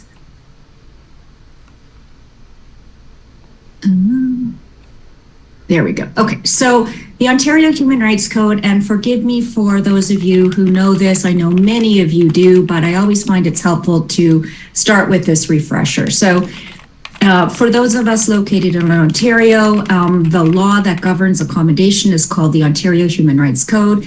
There are similar statutes in every other province across the country, and more or less they are the same. So the Ontario Human Rights Code prohibits discrimination in 5 different areas and on 16 different grounds. The 5 areas that the code addresses are goods, services, and facilities, employment, contracts, membership in vocational associations, etc. And so for the purposes of my university clients and for all of you, we are caught under the goods, services, and facilities area, namely because the universities by their nature are providing an educational service to our students. And so we must do that in a non-discriminatory fashion, just like a retailer who's providing a service to one of its customers must similarly provide those services in a non-discriminatory fashion. So the critical section of the code as it relates to accommodation of students, as I said, is the services section. And it basically says that everyone has the right to equal treatment with respect to services, goods and facilities without discrimination because of, and then it lists all of the enumerated protected grounds under the code. The one that applies to us as the people dealing with accommodations issues is the very last one, called disability. And that is why we all have a job, because we are here to accommodate students to whom we are providing services who have a disability. So, hold on one second. Let me just make sure I didn't skip anything yet. So, sorry, we're jumping around a little bit. Okay, so what is a disability? Bottom line is disability is extremely broadly defined under the code, as well it should be. It essentially includes every type of physical or mental disability as confirmed by a healthcare provider. What's not written in this actual section, but is quite clear in all of the case law, is that disability also includes perceived disability, not just a disability in which someone has come forward to declare. And what I mean by that is that we cannot put our heads in the sand when we have an inkling that one of our students is suffering from a disability, even though they haven't come forward to declare. And that will often happen as it relates to a mental health disability. So, for example, a student may be performing quite well in a particular course, and then for no defined reason starts to slip, is acting possibly odd in class, stops showing up, perhaps has some very awkward outbursts, all of a sudden is being very quiet, etc. And it becomes readily apparent to the professor that something is off. And so what the case law tells us is that we now have a proactive responsibility to reach out to that student obviously very delicately and in a confidential way, in the privacy of one's office, to say, look, I see something seems to be off. You know, is there something that's bothering you? Is there something that's amiss? We are here to help. I can certainly point you in the right direction for assistance. Let's see if we can peel back this onion and do what we can do to help you get back on track. So we do have that responsibility to our students. Again, a lot of people get very uncomfortable with that because they're concerned about breaching confidentiality or stepping over the line, but it's all in the delivery and it's all in the presentation. So as long as we meet in a supportive way, in a way in which the students is not feeling pressure to disclose, of course, it's entirely voluntary at the end of the day, we do need to take at least some minimal steps to make those inquiries. Okay. So the duty to accommodate. Again, this is very fundamental, but very critical. So the way the section is worded in the code, it's section 17 of the code, it starts off by saying actually that one's right to be free from discrimination on the basis of disability is not infringed if one cannot perform the essential duties or requirements of the job, technically. What that means in an educational setting is that we start off with the premise that essentially we don't have an obligation to accommodate if the student cannot perform the essential academic requirements outlined in the course or the program.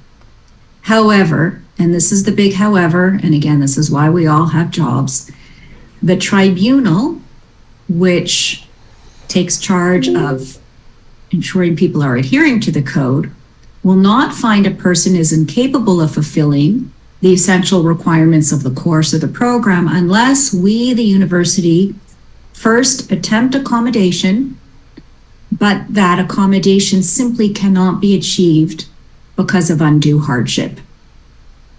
Right? So it starts off by saying that we actually don't have to accommodate, but then again, we will only be able to rely on our inability to accommodate if we can establish that we've tried it and it just can't happen. And let me explain a little bit more about what that means.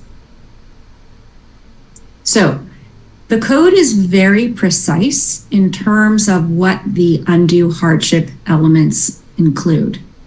So there are 3 and only 3 elements that the university can rely on to ever establish that essentially it is too difficult to accommodate that student. So first is the element of cost, meaning it essentially has to result in the university going bankrupt by implementing the accommodation before we can say it's too difficult or it causes us undue hardship. In other words, it's an extremely high bar to meet for a university or, quite frankly, any institution to ever rely on the cost element of the undue hardship defense, because it's, I would say, almost impossible to prove that the cost is going to cause the company or the university to go bankrupt.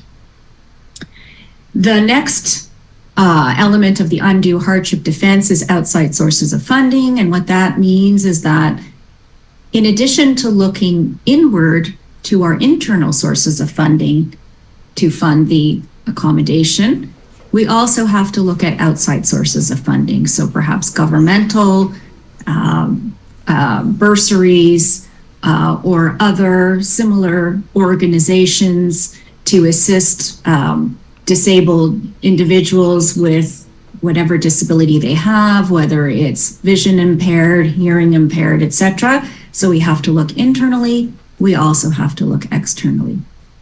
The final element of the undue hardship defense is health and safety. And what this means is that we have come to a conclusion that in order to accommodate this student, we are going to be putting the health and safety of that student or others at risk, and accordingly, we simply cannot do it. So for all of these elements of undue hardship, let me also highlight that it can never just be, as I call it, a back of the napkin calculation or assessment. In each and every case, we must have clear, cogent, convincing, probative evidence to establish our undue hardship defense. So for the cost element, we actually need to have the dollar figures that are inherent in the accommodation at our fingertips, not just a sort of off-the-cuff assessment. For the health and safety requirements, we need to get, for example, actual, we'll call it workplace assessment or workplace psychiatric assessments authored by forensic psychiatrists to establish that placing this student in this practicum, for example, is going to cause actual harm to that student or to the others with whom they will be interacting. So it's not only the end game that's important, it's the process that we go through as accommodation providers that needs to be established, that we've essentially left no stone unturned, that we've got professional assessments that we are relying on to raise the undue hardship defense before it will be accepted at a tribunal. Okay. All right, so the case law. So forgive me for those of you who were at the conference that I spoke at a few weeks ago. Some of the cases are the same. They're just so probative in terms of learning tools. I felt that I wanted to share them with the rest of us or the rest of you, I guess, who weren't at the prior conference. And if you have heard some of these cases before, it never hurts to hear them again. Because we always may pick up something new or nuance that we didn't hear the first time. So as the subtitle says, it could have been us.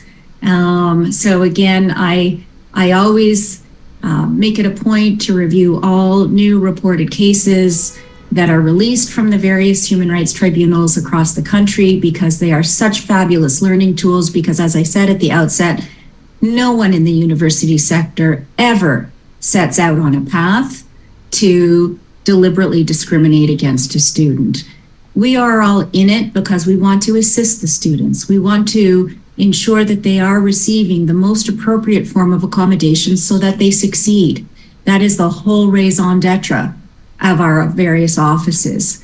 And so I always feel badly when universities are hauled before the Human Rights Tribunals of Ontario, because for the uninformed layperson, the initial reaction is, oh my goodness, you bad university, how could you have, how could you have been so remiss, etc. And as we know, that's just never the case. It's always about, we thought we were doing the right thing. We thought we left no stone unturned. We thought we had all the right tools in place. And unfortunately, either something new has arisen in the law, or we didn't look at it in a different type of perspective, but it certainly is not any ill will or ill intent. And I do say that from the heart, knowing so many of you at so many of the different universities. Okay. So we're going to start with a very recent case from 2022 out in Alberta. This is a very interesting case because it actually went through two levels of legal review, meaning it went not only to the Alberta Human Rights Commission at first instance, but it actually went up to judicial review, meaning that it was appealed up to the court in Alberta to take a look-see, essentially, to see if the initial decision that the Alberta Human Rights Commission rendered was in fact reasonable. That doesn't often happen, but it can happen from time to time, obviously happened in this case. So I understand that this is obviously a conference about accommodation of professionals in clinical settings. Granted, some of these cases relate to undergraduate students, but regardless, the themes are very much applicable in the professional setting, which is why I've included them in this presentation as well.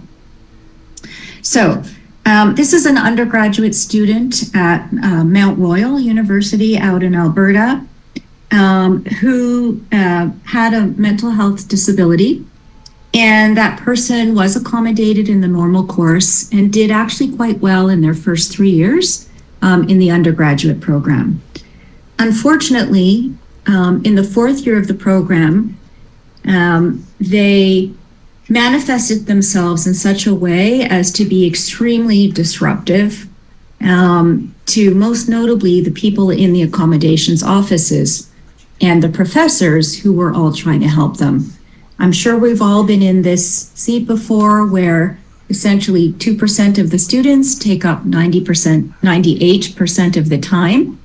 And this is one of these students where there is incessant outreach to professors, incessant, annoying, harsh, agitated outreach to the people at the accommodations offices. And ultimately, the university imposed what's called a behavioral contract, or what sometimes is called as a last chance agreement, on the student to basically say, look, you got to stop behaving in this way, or else we will not allow you to continue. And what precipitated that behavioral contract at the end of the day was that on one occasion when the student showed up at the accommodations or accessibility services office, they asked to speak with somebody who wasn't available, and they had a meltdown. And they threw themselves on top of the reception desk, they had a screaming fit, and they just completely lost all composure.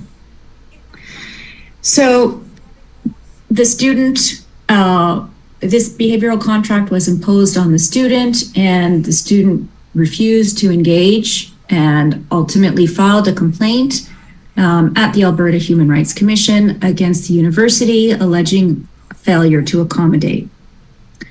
The Alberta Human Rights Commission, which is similar to the Ontario Human Rights Tribunal, held that the behavioral contract was not discriminatory, and in fact, it was very separate and distinct from the university's efforts to accommodate the student. The behavioral contract strictly dealt with behavior, and the efforts of the university to accommodate the student based on her limitations arising from the disability were all fine and good, and accordingly the case was dismissed. So as I said, in the very unusual circumstance, which doesn't happen very often, this student brought this case forward to the courts for what's called judicial review.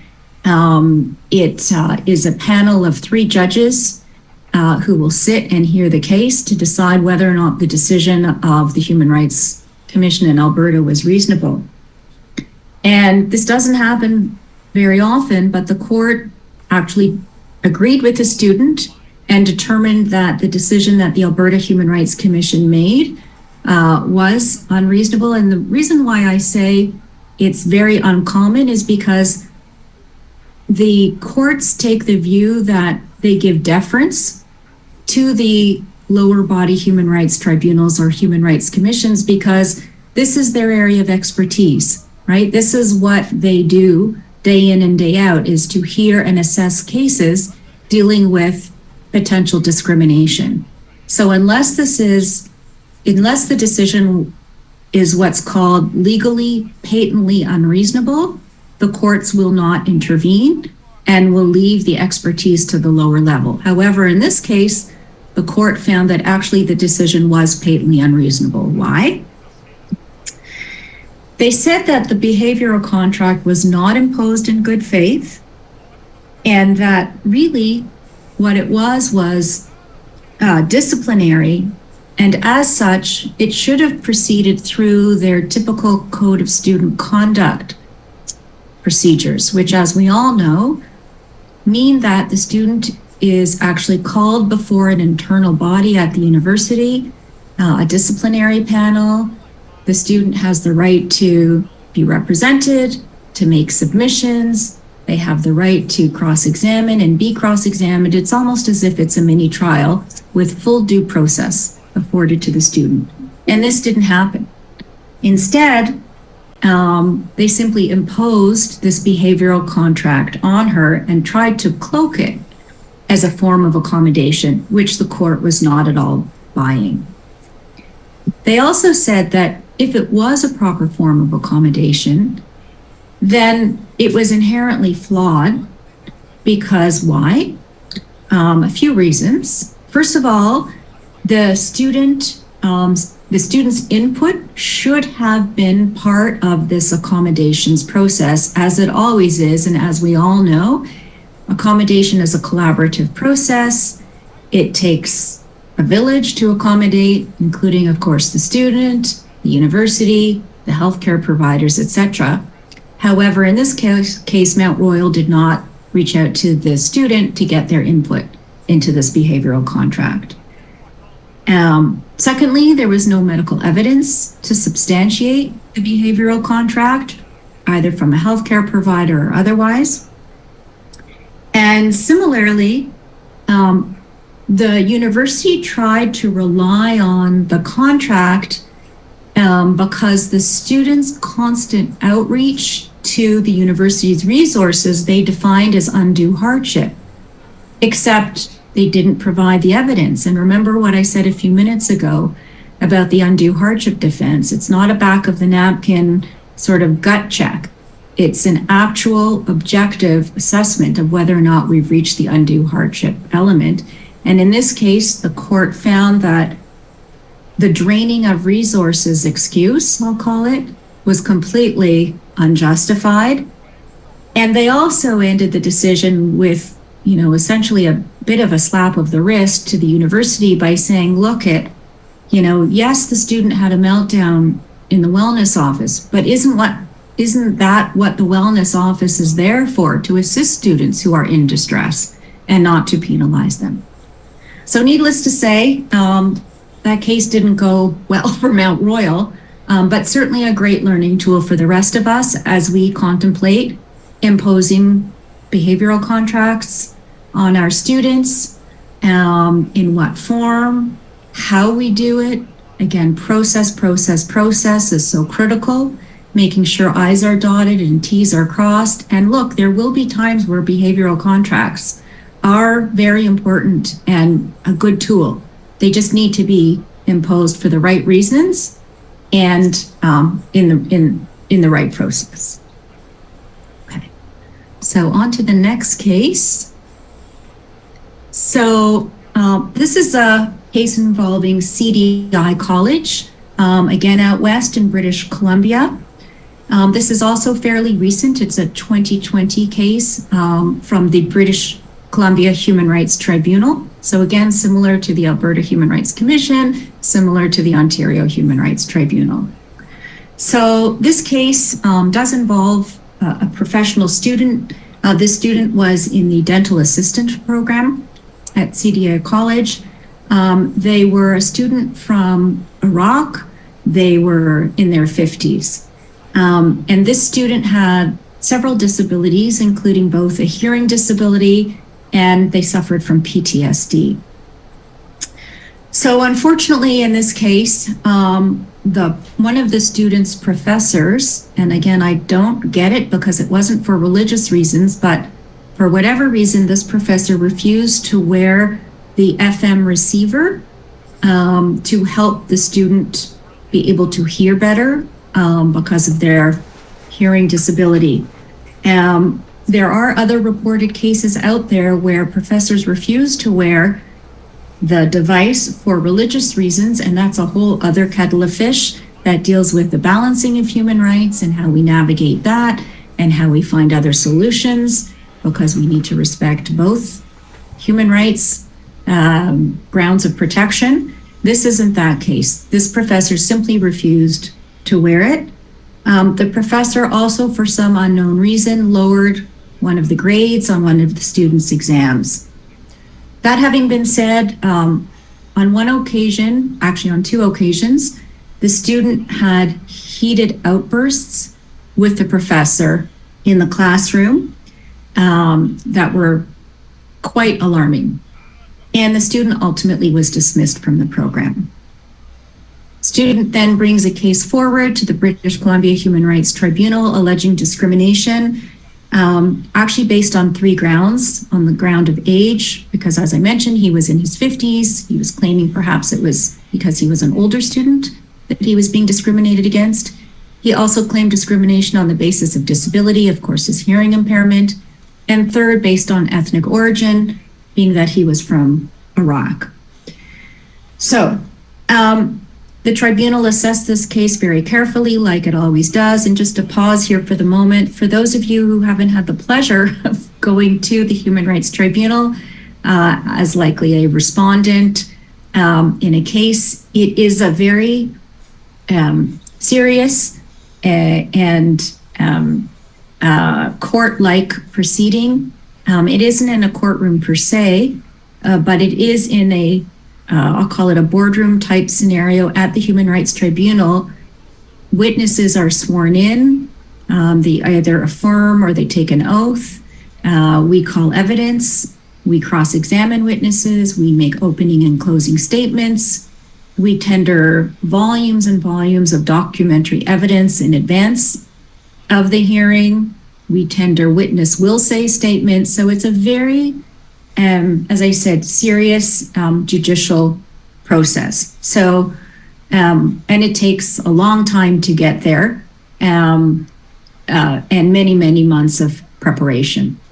So all of that to say is the tribunal looked at this case very carefully, like all tribunals do, and they found that there was no discrimination on the basis of age or on the basis of ethnic origin, but they did, of course, find that there was discrimination on the basis of disability because of obviously the fact that the professor refused to wear the hearing device.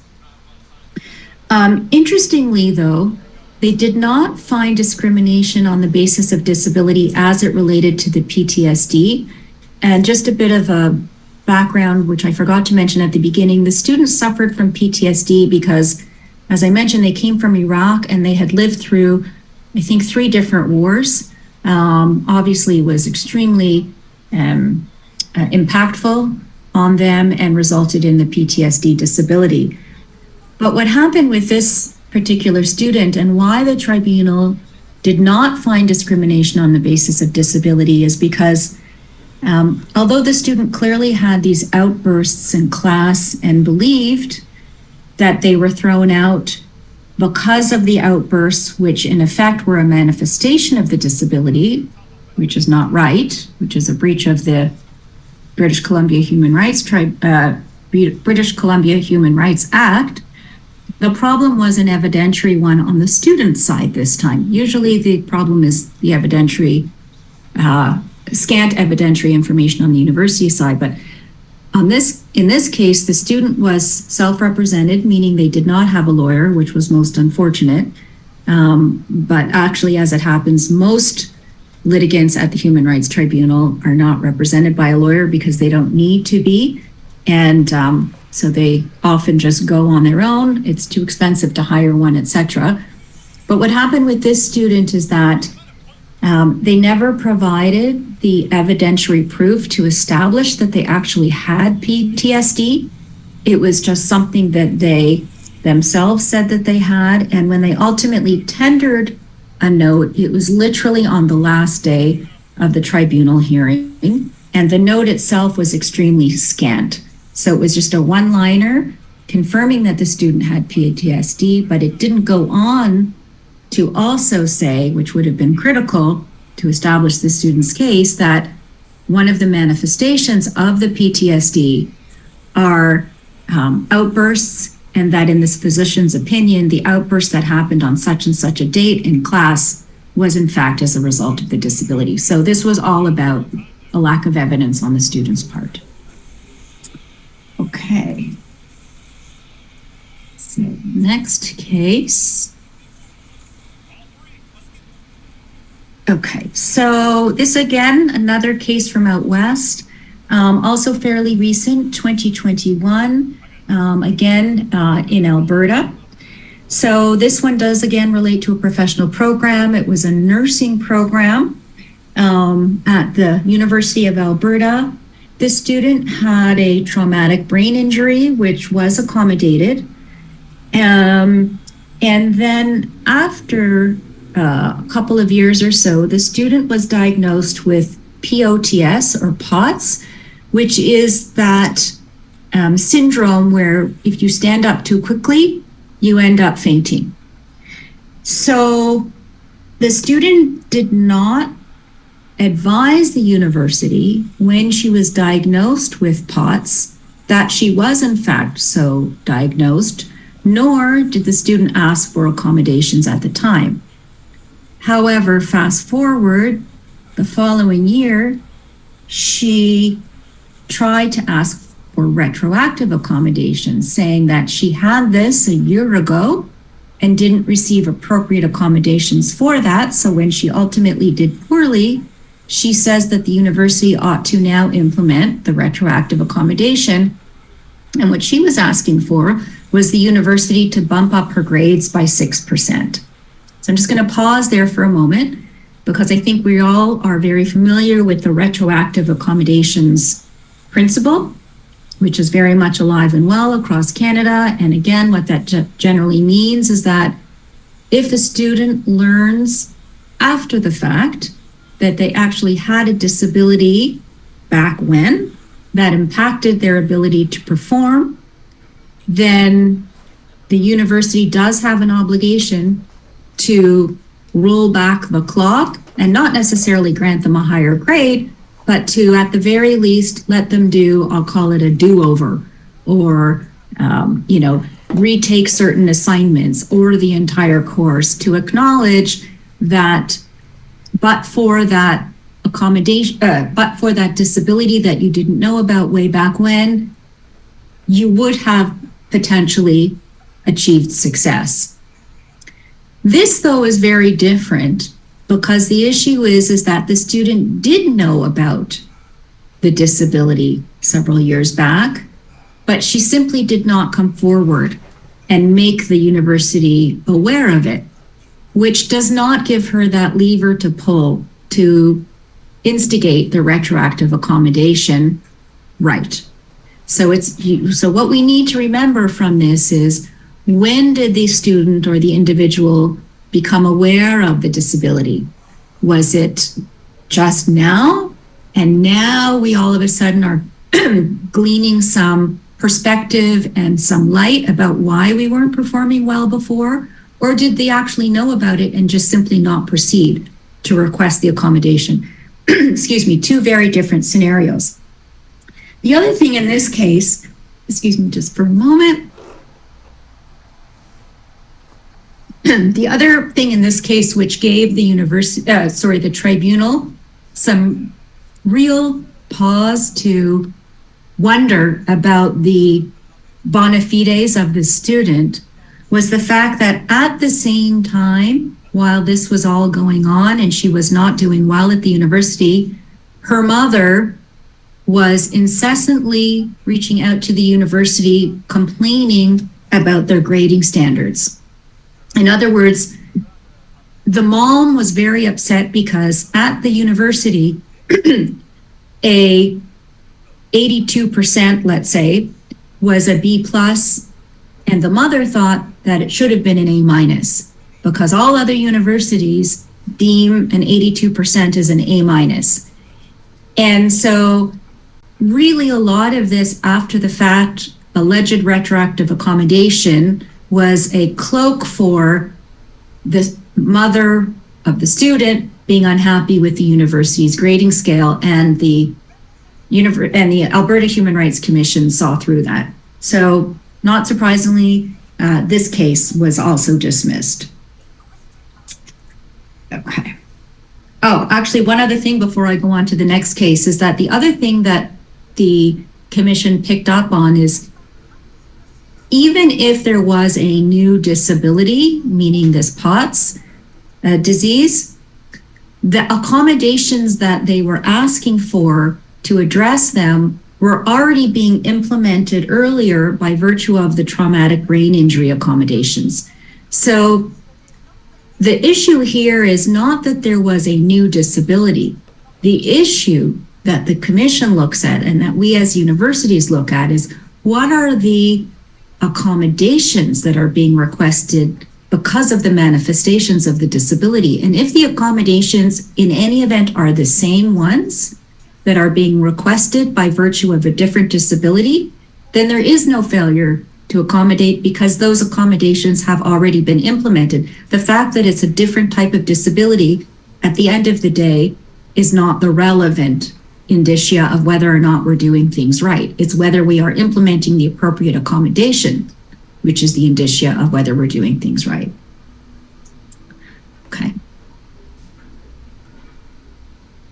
All right, so here we have yet again another case from out west. I don't know whether there's something in the drinking water out west, but here we go. This is, again, a very recent case from 2023.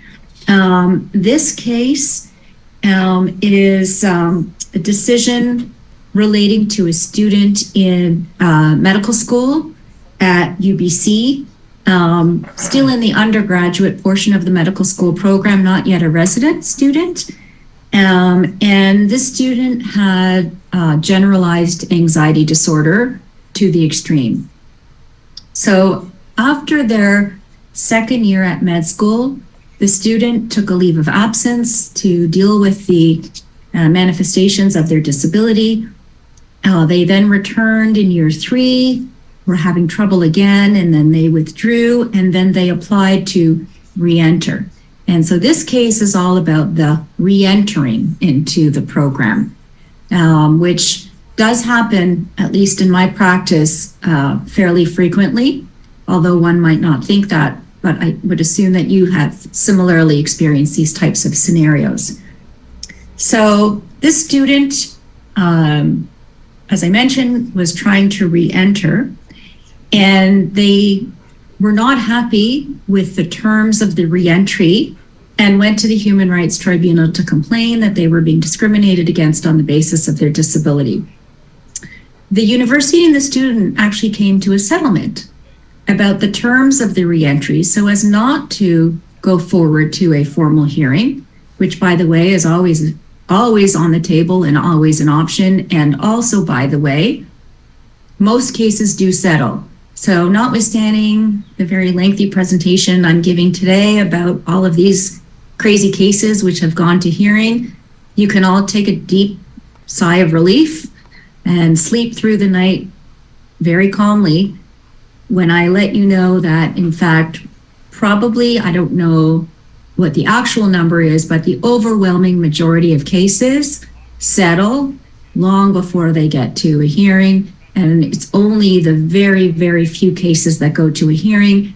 And usually it's because one side, and typically it's the applicant, has extremely unreasonable demands, and the university just simply cannot comply with those demands, either because they are, and I've had this before, literally asking for millions of dollars in compensation, or they are asking the university to completely disregard their academic standards. Most other times, though, we do reach a settlement. So in any case, the student and the university reached an initial settlement in terms of how the student is going to re-enter the program. And basically what that settlement encompassed, and again, I've had similar such cases, is that there would be another assessment verification period when the student came back to essentially assess where they were at in terms of their capabilities. Were they in fact ready to jump back in and start at year 3? Or rather, did they need to go back and start again at year 1? Another component to the re-entry agreement is that if there was any sign of risk to patient safety during this assessment period, the university could pull the student immediately.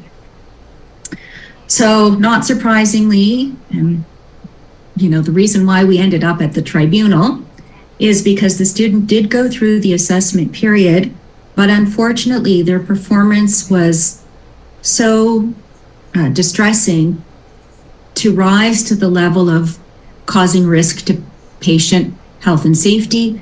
Essentially, what happened was the student was simply unable to take a basic patient history and gather the basic preliminary information, and the university had to pull them.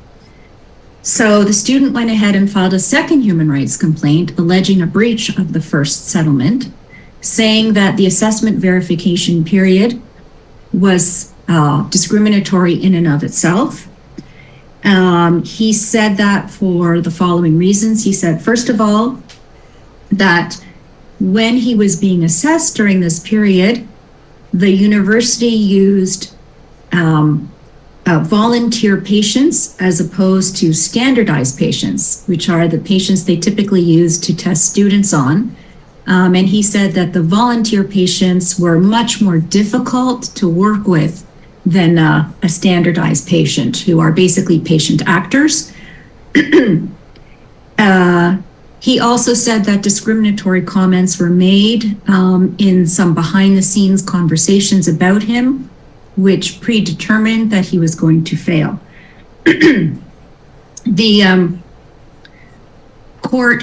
tribunal ultimately determined that this case was thrown out, that the student's arguments did not hold water, that there was nothing inappropriate or unfair about using patient volunteers instead of standardized patients, and that behind the scenes comments were not at all inherently discriminatory, but rather they were simply restating the fact, which was the student has generalized anxiety disorder, and we just simply need to be cognizant of it. They also noted that the student actually never asked for accommodations during this assessment verification period. And so it's inappropriate for him to now be raising, you didn't accommodate me during the assessment verification period, when he didn't raise it at first instance, knowing exactly what the terms of the reentry to the program were. Okay, so that is that case. Great learning tool for us, of course. Just before I go on to the next one, what I do want to say about these sorts of settlements is that I preface my comments by saying settlements are always the preferred route. Nobody wants to go to a hearing. It's lengthy, it's costly, it's stressful, it's a huge drain on both financial and time resources. And we do everything we can to settle this case, to settle all of our cases.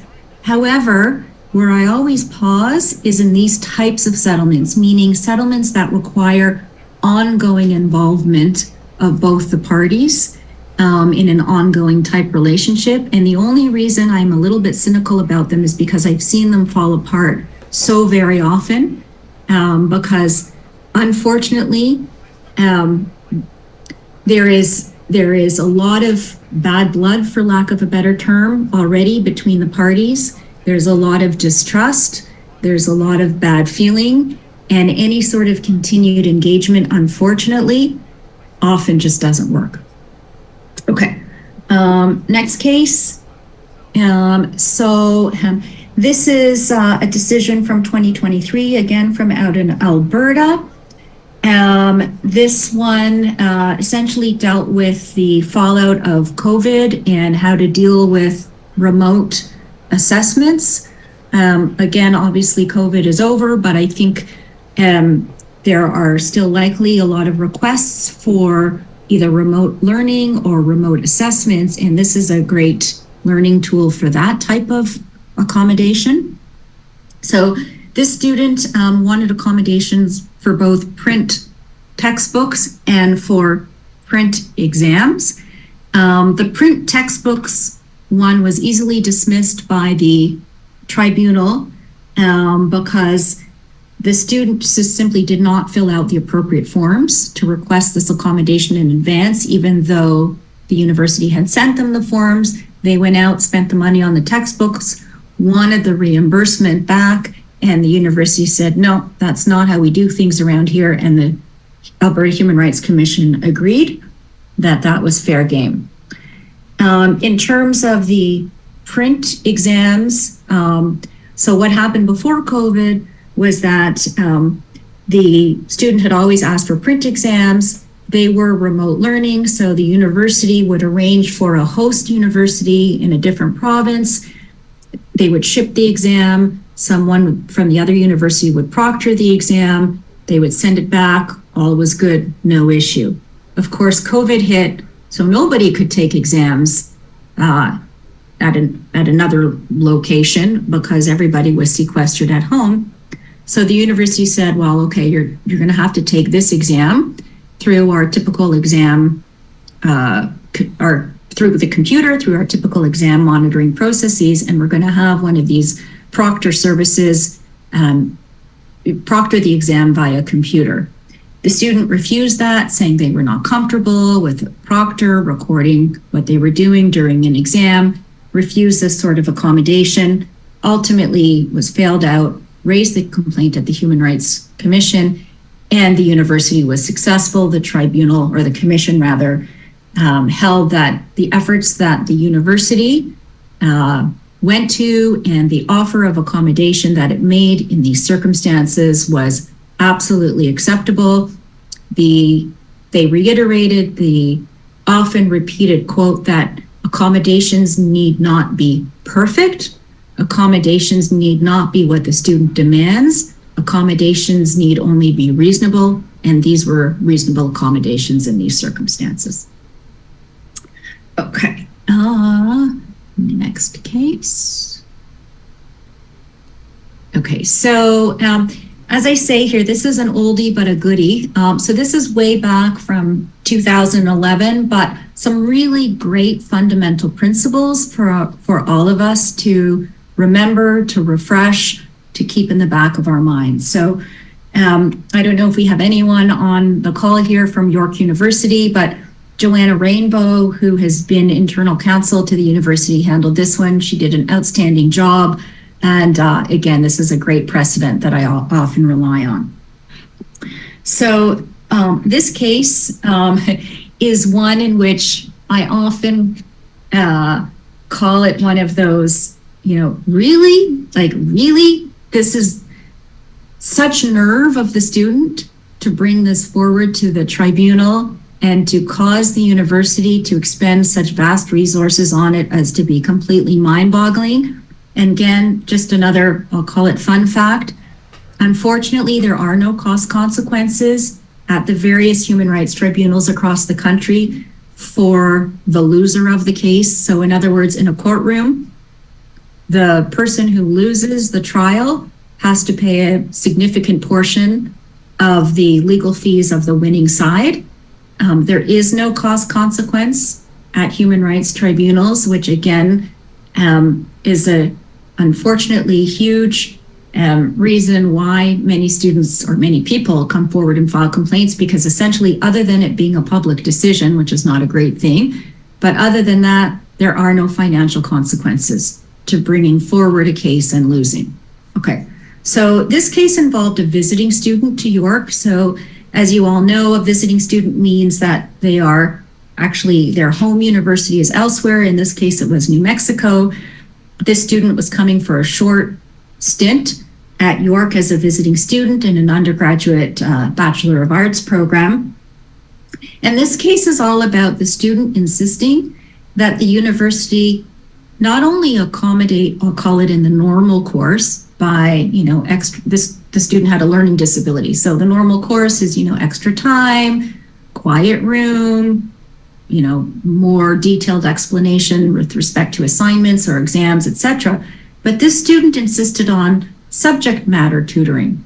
So in other words, they insisted that the university fund a subject matter tutor to teach the material to the student on top of all of the other regular accommodations. So by way of background, the student had spent some time at the University of New Mexico, had taken a very few number of language courses in Spanish and French. And then wouldn't you know it, when they come to York, they enroll in very high level Spanish and French speaking courses. As I said, they asked for this accommodation, and I put it in loose quotes, of subject matter tutoring from the disabilities office. And the disability office says, well, no, that's not what we do. We don't pay for tutors. We do arrange for, the required accommodations, but this is not something that our office does. In the meantime, not surprisingly, the student's doing very poorly in these courses. They can barely speak a word of either Spanish or French, even though these are advanced level courses. And everything's going from bad to worse. Ultimately, one of the French professors puts up their hands and said, okay, I'll come into the fray and I will tutor the student, but I'm not doing it for free. And again, the disabilities office says, well, but that's not for us to pay for. And the student that is then directed to see if they can get a bursary, so funding from elsewhere from in the university. But at the time, and remember this is back in 2011, there were no bursaries available for the student because they had to otherwise be qualified for OSAP, and they weren't because they were a foreign student from the US. So they weren't able to initially get this subject matter tutoring, but shockingly, and to York's credit, they ultimately found funds elsewhere within the university, and they did pay for the subject matter tutoring. The only thing was it didn't come into play until second semester. So students started in September, the subject matter tutoring started fully funded by the university in January. The student still failed, and shockingly, and this is why I say, really? The student files a complaint at the Human Rights Tribunal of Ontario. I just find this mind-boggling based on what this university had already done. One small fact I left out was that when this student was at the University of New Mexico, although it wasn't part of their typical accommodations funding, they did fund subject matter tutoring for the university, and that student relied on that as a precedent that York should have done it from the get-go, and that's what their whole case was about. It should have been implemented immediately back in September. Not surprisingly, student lost this case. The tribunal held that York did everything over and above what they should have done. What happened at another university, if they went over and above, is not precedent-setting, has no bearing on York, and York was very, very admirable in terms of all of the efforts that they done and in fact went over and above. Okay, so next case. So this is a very disturbing scenario. Let me preface this by saying I don't have access to the actual reported decision because it's an English case and they have different ways of categorizing their cases, but I did do quite a bit of, I'll call it online research. Various articles have talked about this case with other legal counsel who have had also some more insight into it. And so my summary of it, I think, is still fairly accurate, even though I haven't seen the actual decision. This is an extremely unfortunate situation where a student committed suicide on campus as a result of not having been accommodated by the university's disability office. And the family sued the university as part of the wrongful death suit for a failure to accommodate. So just by way of a bit of background here, so this was a student who was an undergraduate student in physics. And the course that she was taking that caused this distress was called practical physics, which a chunk of which included making presentations in front of a class of 350 other students in a lecture hall. And the student tried to do it the first time and just completely crumbled from nerves, etc., and walked out. She was extremely stressed. She did meet with a tutor who concluded that she clearly must have some sort of anxiety disorder, and that she counseled her to go to her GP, to her doctor, to get some assistance. And then this tutor also contacted the disability office to say, Mayday, Mayday, we have a problem here with one of our students.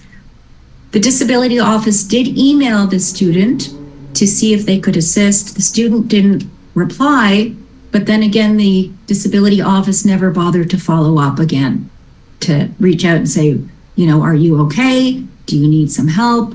We're here, we have processes, etc. They just left it alone.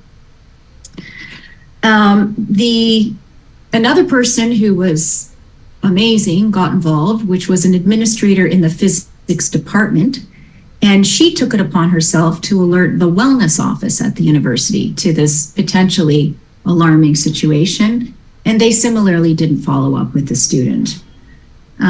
So this administrator, bless her soul, she actually went with the student to the university's GP, and that physician diagnosed the student with severe anxiety, acute distress. And again, the administrator emails the wellness office to say, look, we need to figure out how to accommodate the student so that she can succeed in this class, which requires these presentations. And they were ignored. The student then continued to miss these presentations, continued to get 0 on the assignments, another 0, another 0. And ultimately, when she was scheduled to give the final presentation for the course, she committed suicide that night. The university, shockingly, and I've said this at the last conference, I can't imagine why it allowed this case to go to court and why they didn't settle. The facts are just so bad for so many reasons. They continue to defend the case to say that it was a core competency for this student to have to get up in a room full of others and present their research findings, because that's what research scientists are required to do. The court obviously didn't buy that, found that the university failed miserably in its duty to accommodate the student, and found that they were partially liable for the student's most unfortunate death. Okay, so I'm now going to move on to the last part of the presentation. I'm going to give myself about, I think I have till 12:30, so I'm going to give myself till about 12:15 or 12:20 at the latest to give Mike a chance to lob questions over to me from the group. But let me take you through these current issues and share with you some, as I say, helpful tools, helpful pearls of wisdom to navigate through some of these difficult issues. So here's one that comes up fairly often, and it's the tripartite relationship when a student in a professional program is in a clinical site.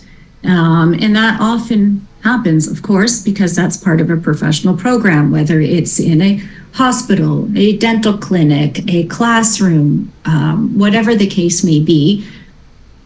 Sometimes the issue arises as who is the responsible party for implementing the accommodation. We know it's a collaborative process. We know the student surely must participate, but sometimes there's finger pointing between who is on first. Is it the university who takes charge of the accommodation? Is it the placement site who takes charge of the accommodation? Is it both? What do we do? So first of all, let me start by saying, thankfully, this doesn't happen too often because, again, we are typically all rowing in the same boat, for lack of a better term. The university and the placement site, of course, both want the student to succeed, and they both want to ensure health and safety of the student and others within the sphere. So most often these issues aren't even issues. They happen seamlessly through the cooperation of everybody. In terms of when it doesn't go well and there is consternation between the university and the placement site as to which governs. Unfortunately, I may leave you with a little bit of an unsatisfying answer, which is, like all good legal answer is, it really depends on the scenario in terms of which party will take precedent over the other. There is not going to be, unfortunately, a one size fits all scenario as to who will be the one holding the baton. So what I can best leave you with is this. Peel back the onion. Let's try to figure out where the disconnect is.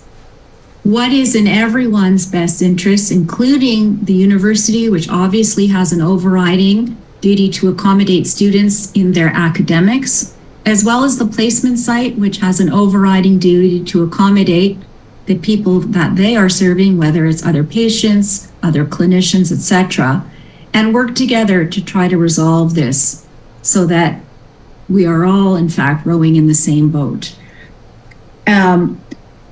What I can share with you is that it's not a defense for us to say that the site took charge of this and therefore we are absolved of all responsibility, because we will always still continue to be the education provider. And so we can't just sweep it under the rug by saying this is their issue, not ours. It's always going to be a joint and several liability issue. The other thing I can leave you with in terms of pearls of wisdom is that this is often used in a employer-employee scenario. Customer preference is not an excuse. So what that means in an employment scenario is that if a customer, for example, doesn't want to work with an employee who's racialized, that's not a defense for us to say, oh, well, we're not going to allow this, or that we will allow the customer to impute their preference on who they would like to help them because they don't really like working with a particular ethnic minority. Customer preference is irrelevant and not an excuse. Similarly, in this scenario, we cannot simply say, well, the placement site preferred this, and so we, the university, are going to walk away and rely on that as our defense. Okay.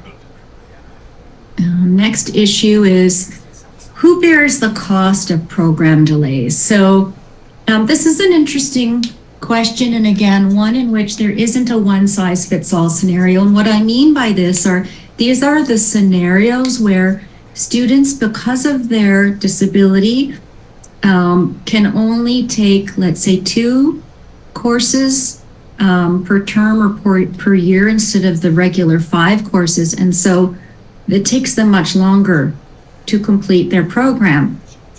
Maybe instead of a 4-year BA, it's a 6-year BA. And if there is an increased cost to the student because of that, who bears that cost? Is that something that we, as the accommodation provider, must bear? Or is it something that it's the student's responsibility? So there are certain universities who actually have policies on this, which quite directly say, no, we, the university, are going to pick up that extra cost, that if the reason that the student's program is delayed and it costs them more is because of a manifestation from their disability, we will stand up, take note, pay the difference. Not all universities have that. And I would say that on the one hand, this is a great, obviously very admirable policy. On the other hand, I don't believe that one necessarily has to implement this, because taking it to the not to the extreme, but extrapolating from that, what that also means, in my view, is that we need to look at students who are covered under all protected grounds of discrimination under the code, and similarly accommodate the costs of those program delays. So, for example, students who have children who become parents, who want to download their courses because they now can only manage to take 2 courses a term because they have small kids running around. And so this would be students who are covered by the family status ground of discrimination under the code, just like a student who has a disability is covered under the disability section of the code. Similarly, students who are from war-torn countries who may need to go back home to deal with family matters, etc. Those programs would be delayed. Who bears the cost of that?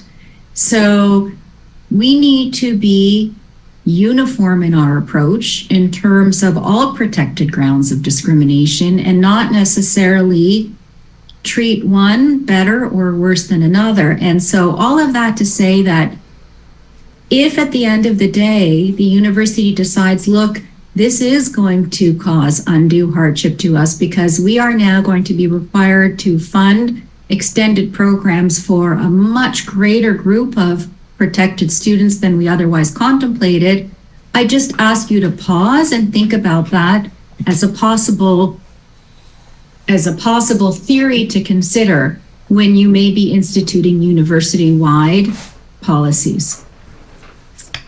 Okay. So the breakdown of the supervisory relationship, we've all seen that, unfortunately, far too many times. This is just the nature of the beast.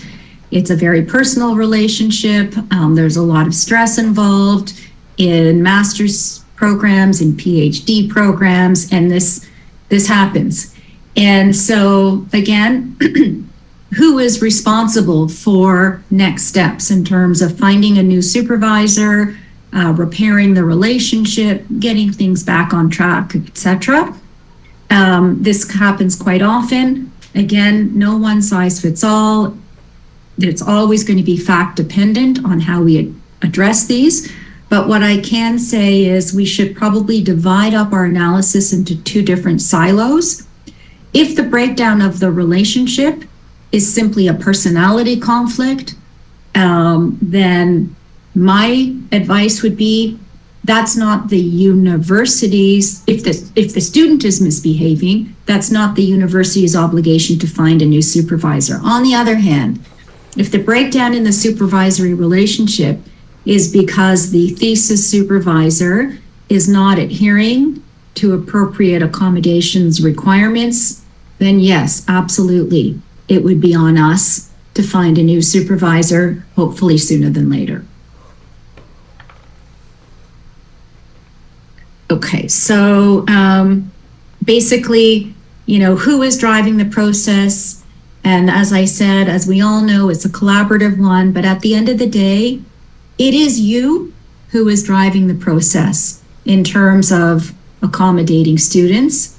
And I feel that unfortunately, because of these reported cases and everybody's angst about being the next one that's going to be up on my slide deck, we often get very, very leery about drawing a line in the sand, and often we will, I'll say, cave in to the students because we just don't want to get involved in an acrimonious scenario. But remember, you are driving this process. These are your policies.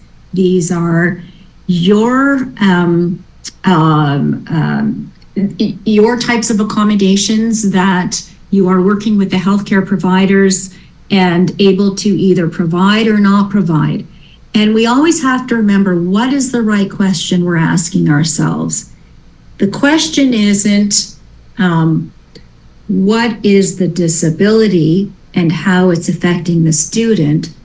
The question is what kind of accommodations are most appropriate for the manifestations from the disability. So again, going back to that prior case that I spoke about, in terms of the student who had the brain injury, but then also had the POTS, it's not the fact that she had a new disability and, oh my goodness, we now have to start running around trying to find how we can best accommodate the student. It's not the disability per se, it's what accommodations are in place, what accommodations are available that maintain the academic integrity of the course and the program. Okay, before we do this last little sort of end on a highlight, I'm just going to raise one quick other topic that I didn't have in a slide because this is coming up so often in my practice, and it is about recording of meetings and recording of classes and whether that's allowed and whether that's advisable. So there are, in my view, two different types of recordings. One is of classroom materials, one is of private meetings.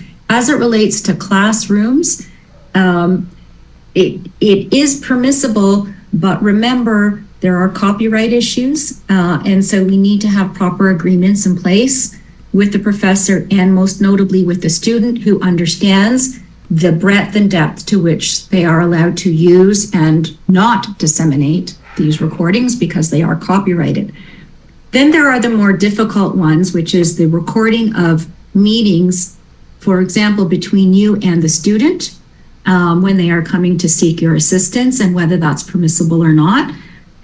So just at a high level, first of all, clandestine recordings of meetings are actually not a criminal code offense in Canada as long as one of the people who is in the meeting and as long as one of the people who is in the meeting knows that the recording is happening. So they're not a criminal code offense if either you or the student know it's happening. On the other hand, my advice to you is if a student asks to record a meeting with you, if it's for a disability related reason, of course you would say yes. If it's for any other reason, my advice to you is to say no. Our practice is not to allow recordings of meetings unless for disability related reasons, and you are welcome to bring a note taker with you. I am happy to share my notes with you after our meeting to make sure you're comfortable I've accurately captured the information. But my advice as well is nothing good can come out of recordings just for the sake of having a recording, because we just don't know how they can be tampered with. We don't know to whom they will be forwarded, etc. Okay, so I know I have 10 minutes left. I'm just going to end with first a quick little video. It's from a show called All in the Family, which was back in the 70s. Before I hit the end button, let me just explain to you why I'm sharing it with you so you don't think I've sort of lost my mind. This is all about the end game. In other words, what we are doing as accommodation providers is to make sure that at the end of the day, the student has completed the course or graduated from the program with the fundamental academic requirements met.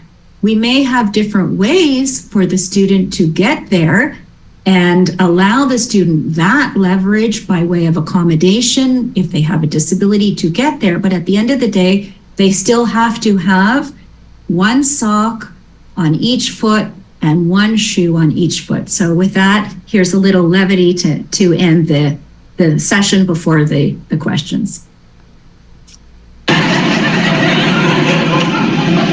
Oh, jeez, look at this.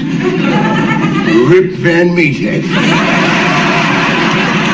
Get up, come up. Get out of the pants. What are you doing? Here's your pants. Get them on, you huh? I can never depend on you for the hold. What are you doing here? You're putting your pants on over your pajamas. It's all right. It'll be cold on the boat. I don't have any long underwear. All right, just hurry up. Shush. Why are you shushing me? I don't want to wake up Gloria. Gloria ain't here. She's downstairs. What's she doing downstairs? She's sitting in a chair down there. She's all right.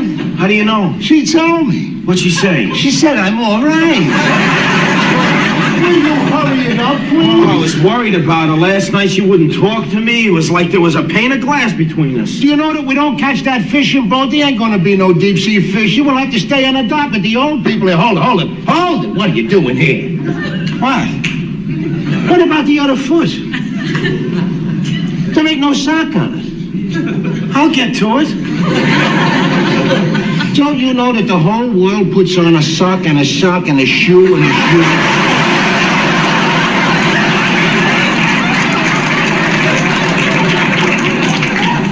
I like to take care of 1 foot at a time.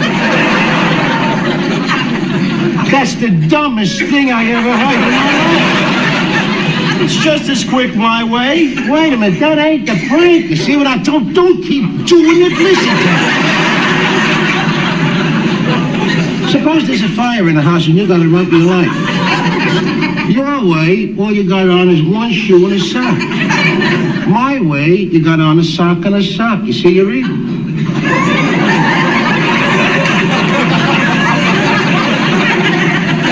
Suppose it's raining or snowing outside. Your way, with a sock on each foot, my feet would get wet. My way, with a sock and a shoe on 1 foot, I could hop around and stay dry.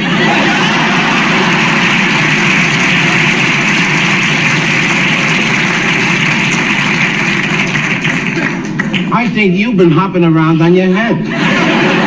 Wait a minute, listen to me. Suppose when the other sock's got a hole in it. It doesn't have a hole in it. I said suppose it's got a suppose hole. it has a hole. All right, it's got a hole in it. So, you ain't got another matching pair, so what do you gotta do? Your way, you gotta take off a whole shoe and a sock. My way, all you gotta do is take off 1 sock. All right, if it'll make you happy, I'll start all over again. No, you're halfway through. Now, gee, get on with it. We're in a hurry. You can start doing it the right way tomorrow morning. And do it that way for the rest of your life.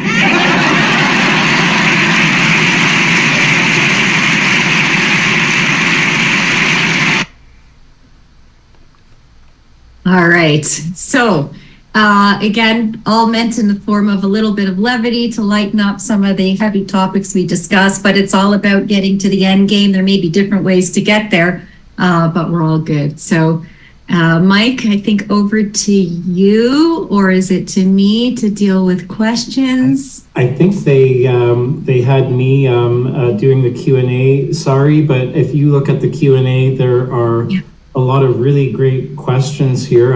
I could throw one out to you, or I don't know if you've had a look at them too, if any are standing out to you. We certainly won't be able to get to all of them. There's a really interesting question here about professional regulating bodies that stood out to me. I could maybe just read it quickly. Do you have any thoughts about professional regulating bodies and refusal to accommodate on board certification exams? When the regulating body says send the medical documentation out for determination of appropriate accommodations, does a student have a right to know what type of professional designation is being used to make this determination? Thank you.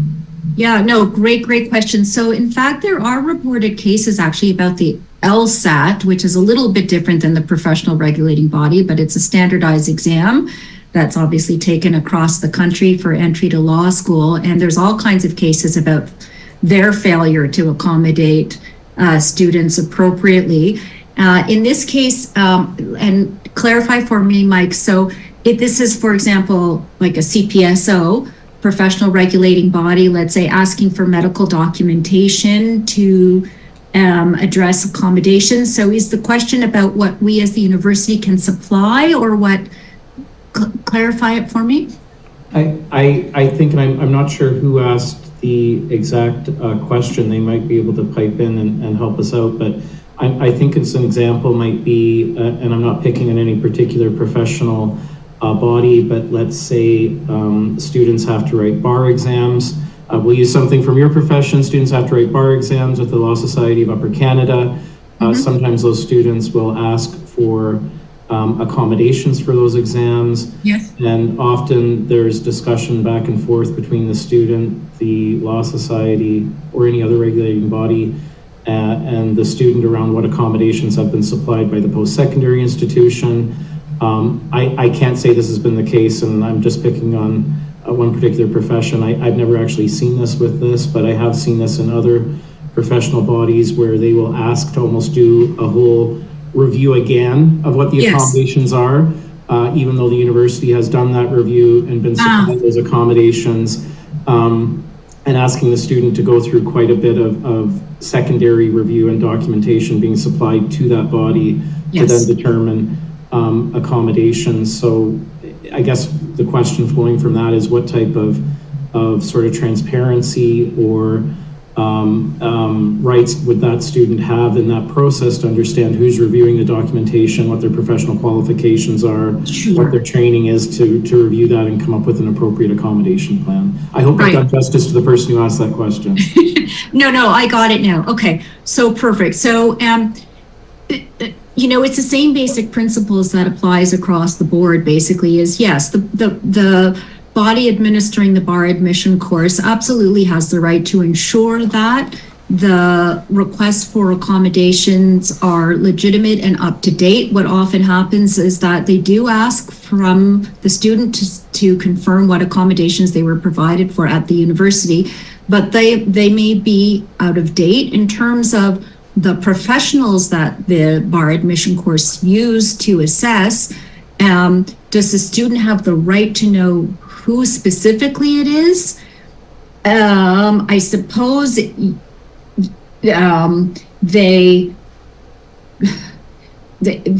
certainly have the right to know that it was done by a professional. I don't know that they have the right to know exactly who that professional was, but to get the confirmation that it was someone with the appropriate expertise, I think that would be fair game for the student to request.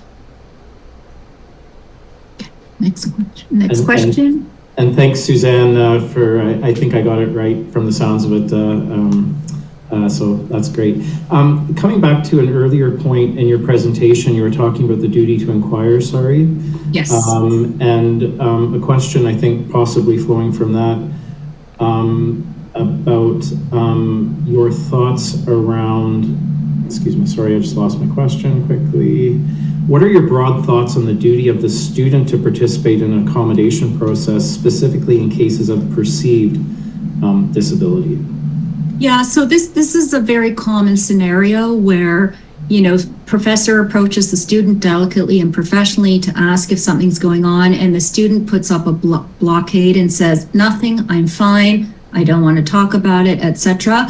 There's really not a whole lot more we can do after that. I mean, I might make one further inquiry at some point down the road, but if the student's not willing to come forward and share, and they ultimately don't do well, and unfortunately it is related to the disability, but if they're not willing to cooperate, there's not a whole lot we can do unless, again, the failure to cooperate in itself is a manifestation of the disability, and that has happened. I've had a case in the employment setting where an employee went off on a leave of absence and went completely incommunicado. Employer tried to engage with the employee multiple times. They simply weren't communicating. They got fired.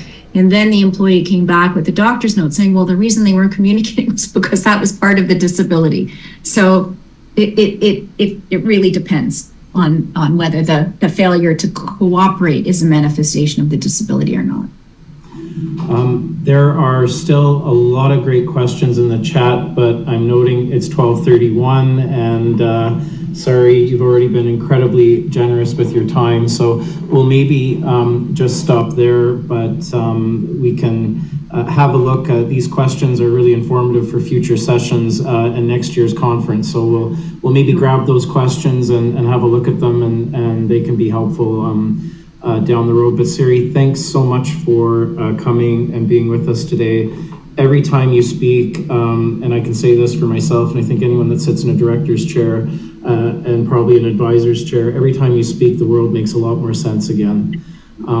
And that is incredibly helpful and anxiety reducing and calming, just to have this perspective and just know where the box is again. And sometimes you redraw the box for us, and sometimes you affirm the box is exactly where we thought it. But either way, I feel like we leave here knowing a lot more about our work and the parameters around it, and just the best way to be doing it, both legally and just from the side of the student who ultimately we're here to serve and support. So thank you so much. Thank you. You're too really kind. It's my pleasure. You're too kind. I just enjoy doing this so much. And in terms of the outstanding questions, those of you who want to reach out to me, you are welcome to. I think my contact information is somewhere in the materials. I'm happy to continue to answer questions, etc. So it's, feel free to find me. That's very generous. We'll make sure your email address can get out to folks, Sari, and that's great. I believe we are now headed to lunch, so we have a 1 hour break. So if folks want to stay on the call, you can do that, or you can rejoin us shortly before 1:30, but we'll be looking forward to this afternoon's presentation. Thanks again, Sari. Bye.